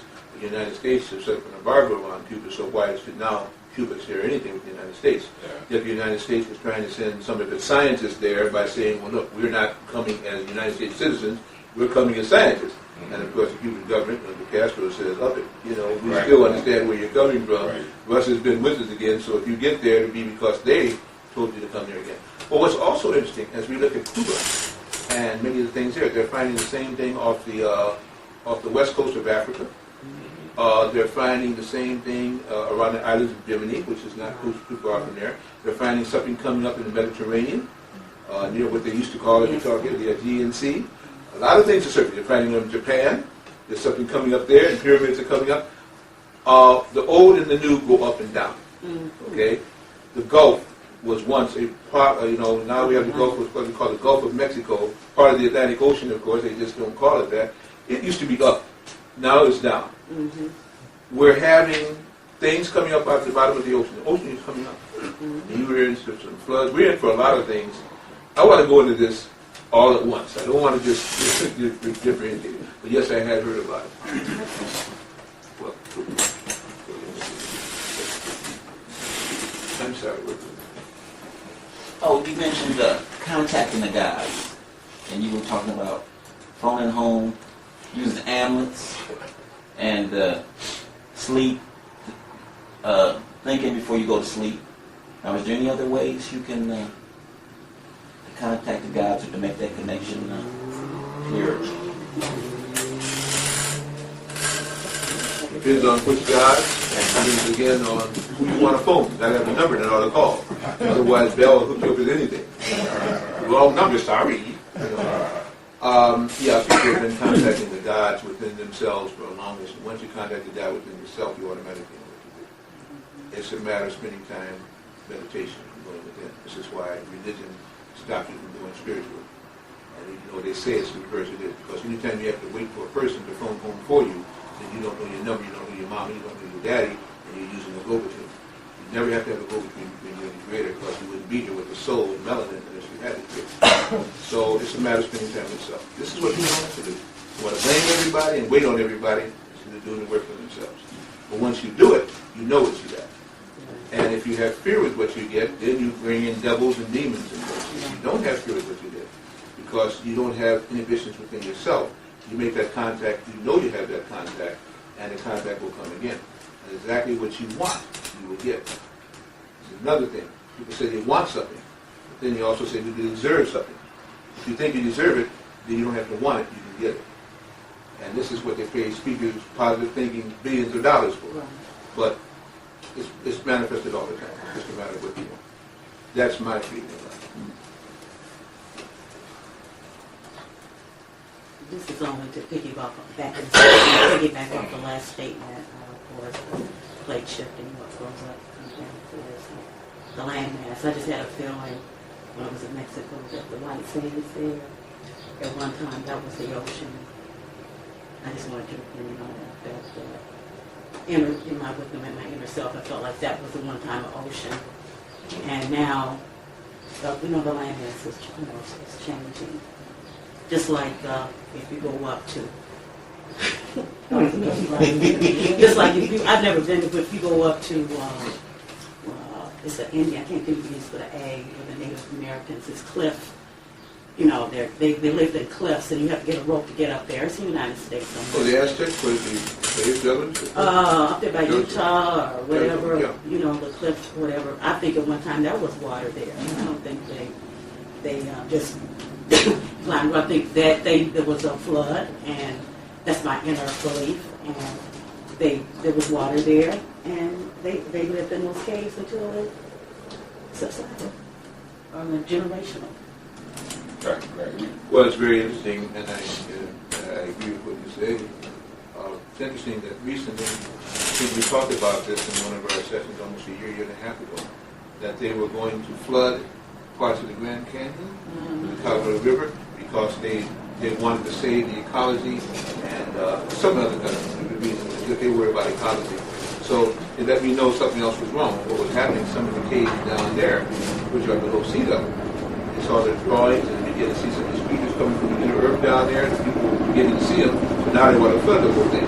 It's like they flooded the Aswan Dam project when they had all the Olmec and science and the rest of the other.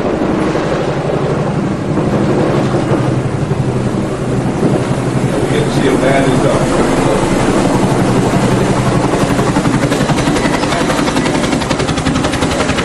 The teleport right over there runs up. You go down that section.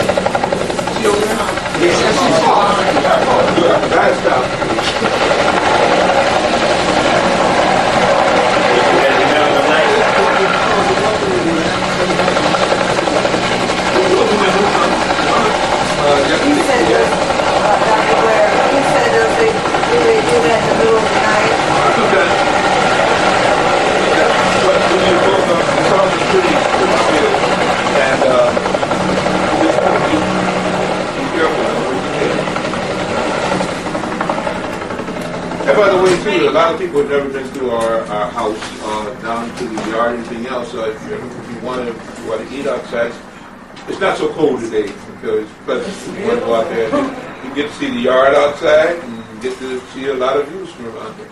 So again, we were going to do this before, but they've made so many weather modifications to this summer, but it's not summer. Okay. I think in answer to what you said, I believe everything you said there, and in fact, most thoughts that people of spiritual contact get now make sense. Because if you begin to think for yourself and to ask for wisdom and to question, not just for the sake of questioning, but for the sake of thinking that there's an answer, usually what you come up with is the truth, or closer to the truth than either what they give you. Okay, any other questions or comments or sharings? I just want to briefly say.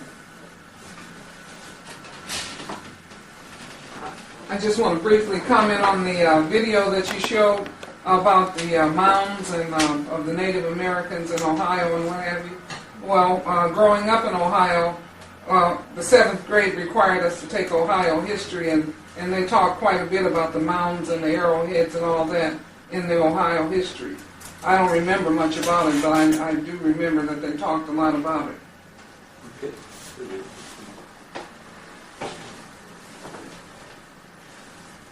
Okay, I didn't have that the last time we met. We did cover the mounds and Cahokia and all like that, so that's why I brought it in now for also tying with the UFOs and something like that.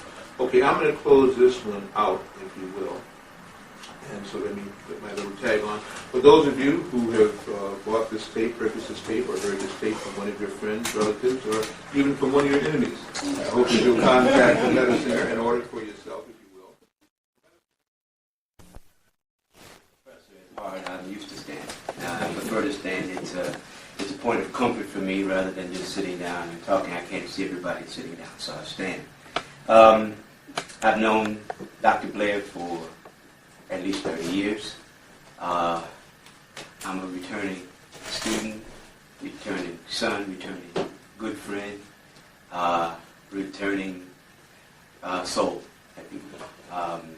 As he said, I never forgot where I came from, where all the madness began. I used to put my children, which I have 12, to bed many times talking about the classes that we used to have over there. I still remember what was happening on Monday, what was happening on Tuesday, what was happening on Wednesday, Thursday, and then we skipped to Friday and we'd go to Saturday. And Saturday was Super Metaphysics Day, and only a handful of us would come out for that day, and it was madness just to be there, because it was so different than what was going on.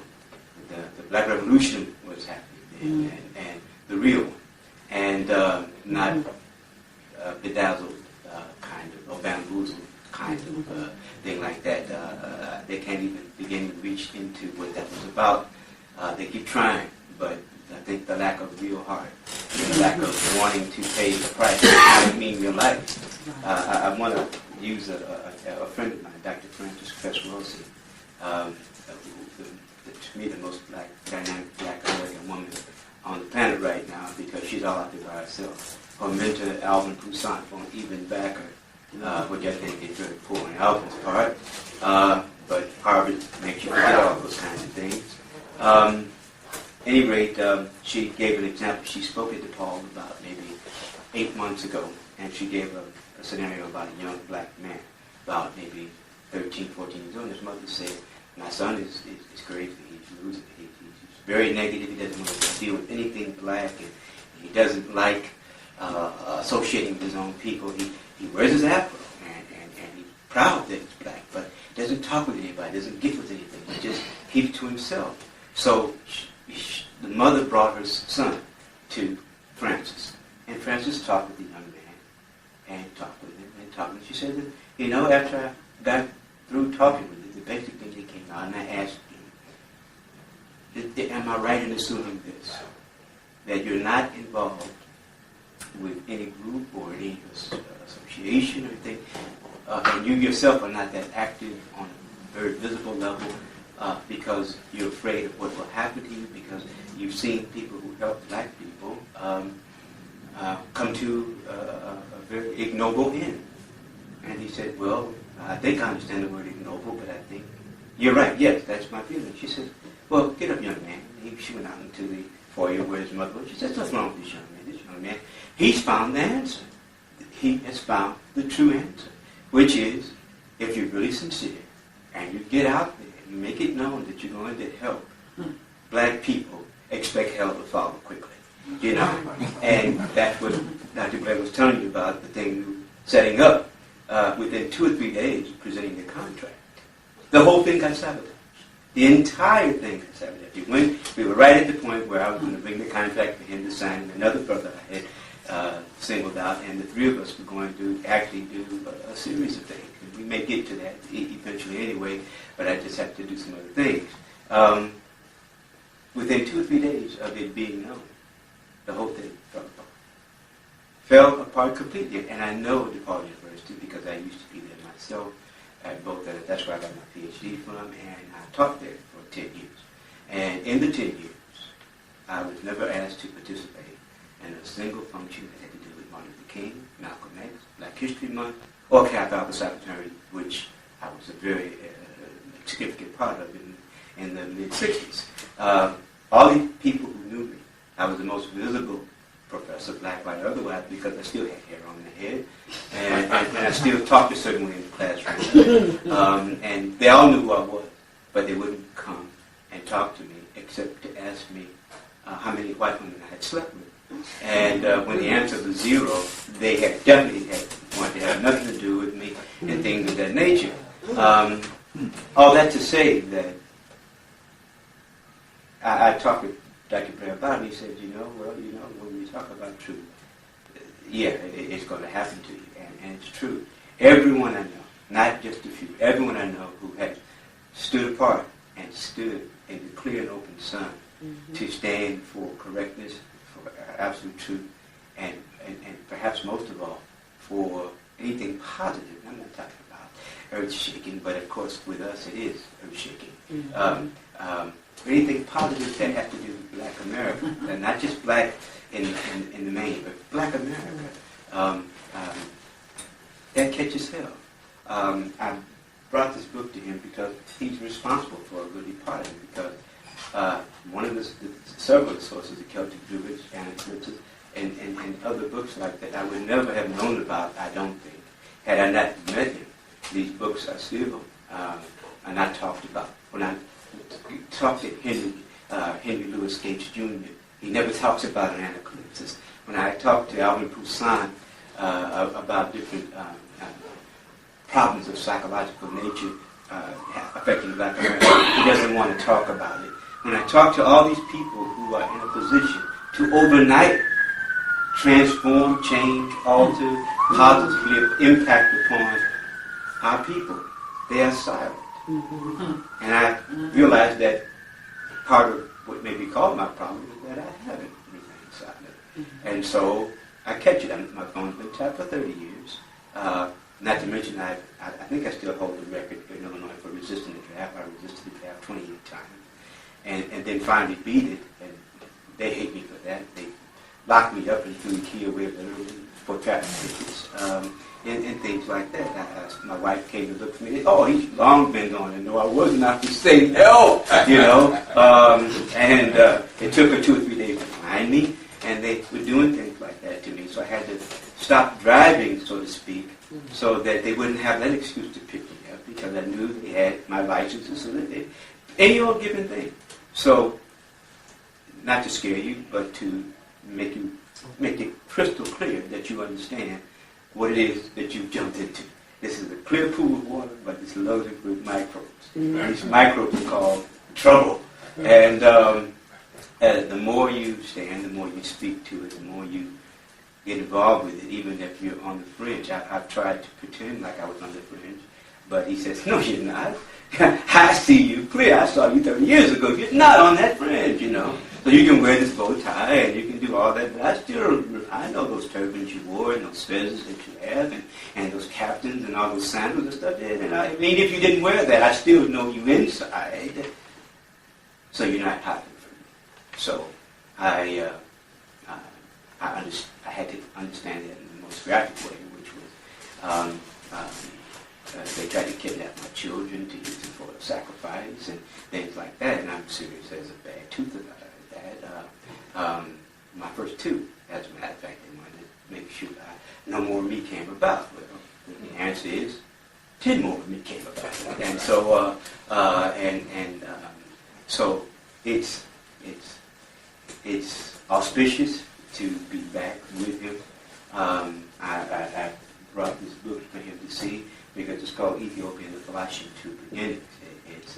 It's about not only advocating the black man as the progenitor, the starter of life, the cause of life as a species on this earth, but how this thing we call Israel, this thing we call the Jew, this thing we call the Israelite, is about us too. And turning our heads away from this, and it's about this white man over here who Dr. Blair very explicitly gave you a very definitive foundation in terms of their origin. They're masquerading as you and I. And they'll continue to masquerade as you and I as long as we refuse to step up and be who we are.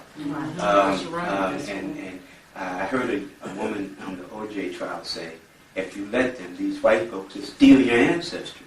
And that's exactly what they're doing now. They're doing it with unabashedly.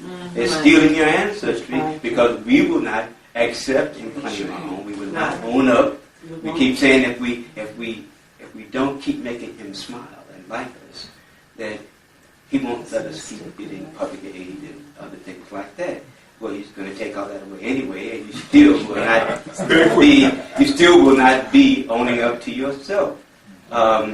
It's ironic, and so this is the a lot of work, but yet when I did it in like 2 weeks. I'd been thinking about it, I'd been talking to my wife about it for years, and I hadn't done it. And all of a sudden, it just was so strong, I had to do it. And it wasn't anybody pushing me, it wasn't nobody offering me any money to do it. I just had to do it. And like he said, that if you think that his woman is not significant in his life, just listen to her talk. And I smiled broadly about that because I said the same thing about mine. What drew me to her first was not her great beauty, which she does possess, but the fact that she was smart as hell, and because she helped me proofread, and she, and she can show me after the thing, you still did that, you still did that, and I had already outgrown saying, hey, I'm the scholar, stuff like that. No, you don't marry unlike, you marry yourself, in a sense, and she, what really drew me to her was that she was very brilliant. She wrote like a graduate student on undergraduate level. I said, I've got to get interested in this, I think. And I waited and I watched, and all of a sudden there it was in front of me, and I said, there you go, and things, and I haven't looked back since. And so I'm just saying that a lot of what he said to you today, I didn't say anything, because first of all, I like to listen. I like to listen to him. When I hadn't seen him in 30 years, and I came about 3 months ago, and we got a couple of tapes. My 2 youngest sons have listened to those tapes at least 15 times apiece. They come to Abba, which is Hebrew for that, Brother Blair tonight, and it's in the cool of the evening. It's never in the middle of the day. It's the cool of the evening. They want to go to bed thinking about this, and I tell you, I don't know what they're dreaming about, but it's like between listening to him and watching the video of the Mahabharata. I don't know which is which, but I'm something inside is very glad it's going on. I'm something inside is very glad that they are recognizing that they belong to the Ramayana and the Mahabharata war. In this book we talk about what was mean to us as a people, how we're not connected to that, how we're not connected to a lot of things because we've let the wrong people steer us in the direction away from ourselves. There's a world thing. There's a Black American thing, and that's very important. And then there's a world thing that we belong to that's even more important. And we won't plug into it until we plug into it. And that's what this is about. It's about plugging into it. And I feel honored that he gave me a platform for a few minutes to say hello to you all and to say that it's out, and I want him, before I put it on the market, which will be very soon, I want him to look through it, give me a critique, and then he's already given me his okay to put his name on it, but I wait till he finishes, then he can say it again. But it's about that, because in there are things like, it's even a little quote, the small things like Stonehenge. We've been told about Celtic Druids and Stonehenge, and we've made that whiter than white. And to be told, to go around and tell other black people, that's you did that. It's to be stoned and chased down the street with torches and kicked it behind, because we don't want to identify with it. No, we can't. I said, you think these castles could be made on cliffs like this with simple, mundane technology? And look at it now. Some of these castles don't have stone. They're monolithic. Do you think the people who couldn't even build a sailboat can build a castle like that? Do you know who you are? You know that the bagpipe is not a Scottish instrument, what it is now, but in the days of Osiris, that was a common thing. The bagpipe is an Egyptian instrument, and blah, blah, blah. And if it's Egyptian, where did they get it? And they would say, well, Egyptians were by themselves. No. Some of us put that together, and then all that, and we have to know that. And when we read about us, when we read the Iliad and the Odyssey, we got to know we're in there too, but we don't. As if somebody goes forth and tells us that we don't want to hear it. So all of a sudden, you have to learn to be patient and keep working on self, because as Brother Blair says, you got to find it here. You got to find it in self. You got to have self-work, because you're not going to find it out there. You can't go forth and say A, B, and C and expect applause, and then say, now I feel good. Because what you're going to get is not applause. And if you don't have some kind of sense of self-worth, some sense of, as he says, a Godhood, then you're just not going to be quiet. You know, because it's not going to happen that way. You're not going to get applause from right here. But there is applause coming. You just are not plugged into it. You know, maybe you are. You know, and that applause is what keeps me going. You know, and it makes my children special to me, and makes all children special. I've always loved children, and I had no idea I was going to have one, let alone what I had. And she keeps telling me there may be more. So I won't argue with that, you know, because keep them coming because I love them, you know. And they haven't, the ones that are in college, they haven't cost me a dime because they're smart enough to be working scholarships and stuff like that. So, you know, that's great. So, and all out of a diet of madness, I call it. But it's a wonderful madness. And I just hope you all could stick with it. And 30 years from now, we can all look back and say, well, I might have been in my first year then, and you were in your 30th, and now you're 60 and I'm 30. Well, it's all the same age at the same point. So I'm glad to be with you all. Thanks all.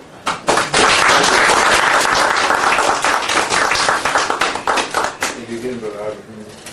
And you can leave it. And still make us about it, too. Because there's a lot going on, and I want to read it quickly, so give it back to you. And you have other copies? Oh, yeah. That's okay. And that was an unsolicited testimonial, and he skipped over a lot.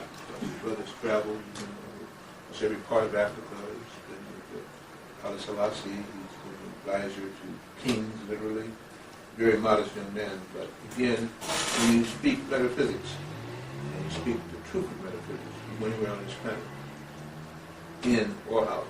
It's just a matter of understanding who you are. And we come to a time now where you're going to have to understand who you are. Before we begin, I want to ask a big question of you. I have a part 3 for T, which is again terrestrial, extraterrestrial, and alien. I also have super nano, or nano super science, hidden brains, and a couple others. All are just creators just working through me. The good forces hopefully will continue to use me as a vessel. I want to bring them all to you, but I don't want to bring them to you if you're not going to come out for them or if you feel I've overworked it. And so there are about, and I appreciate all of you who came out today. There are good 12 people not here that should have been here, especially I know 2 couldn't help it. Their jobs sent them out of town, but there are the 10 that should be here. I hope, first of all, that you did enjoy what you heard, or at least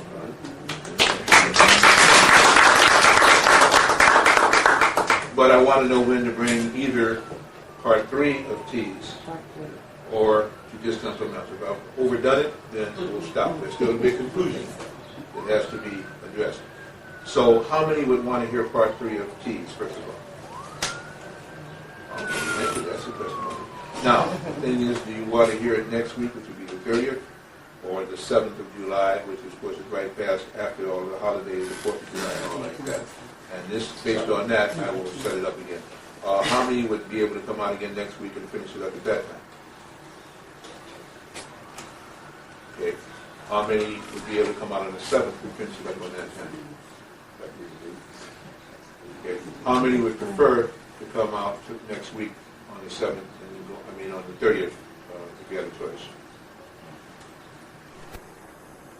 Let me survive, but I'll use you as a basis for the other. Okay, that's 1.5 people. How many would prefer to come out on the 7th for whatever reason? Okay, we'll do it next week. Sorry about that. We'll have to do it that because there's a lot to give. And fortunately now I'm not dodging anything anymore because the chips are down. Everybody's recorded and known nowadays. And I still want to be what I consider to be the good guys. So it'll be recorded. You can purchase it if you miss it. So it's just a matter of getting it. Like this one was recorded today. It's just a matter of how far do I release it. The only other person, by the way, that could release it would be that brother sitting back there today, Stephen King. So if you see it out, and I tell you I didn't do it, I want you to do that. No, I'm not going to be the one.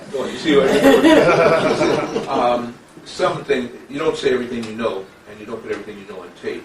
That's a different time. And I'm saying we're coming to a time now where the people that really know that the foolishness is over. So I'd rather be on the side of what I consider the righteous and placated with the enemy who I know is wrong. So we'll do it next week, probably after that, so I can get this off my mind. I'll probably do the super science, because it's just a science that everyone should be able to get into. So if you can tell your friends about it, people that word out that you know, again, we're summating it next week, Saturday, and that's what we'll do. Now, again, while it's still let out fairly decent out, if you'd like to take some of your food in a chair out there in the porch, if you'd like to go down in our yard, if you want to stay up here, whatever you want to do, it's beautiful, and I thank you so much. We do have products for sale, and we still do have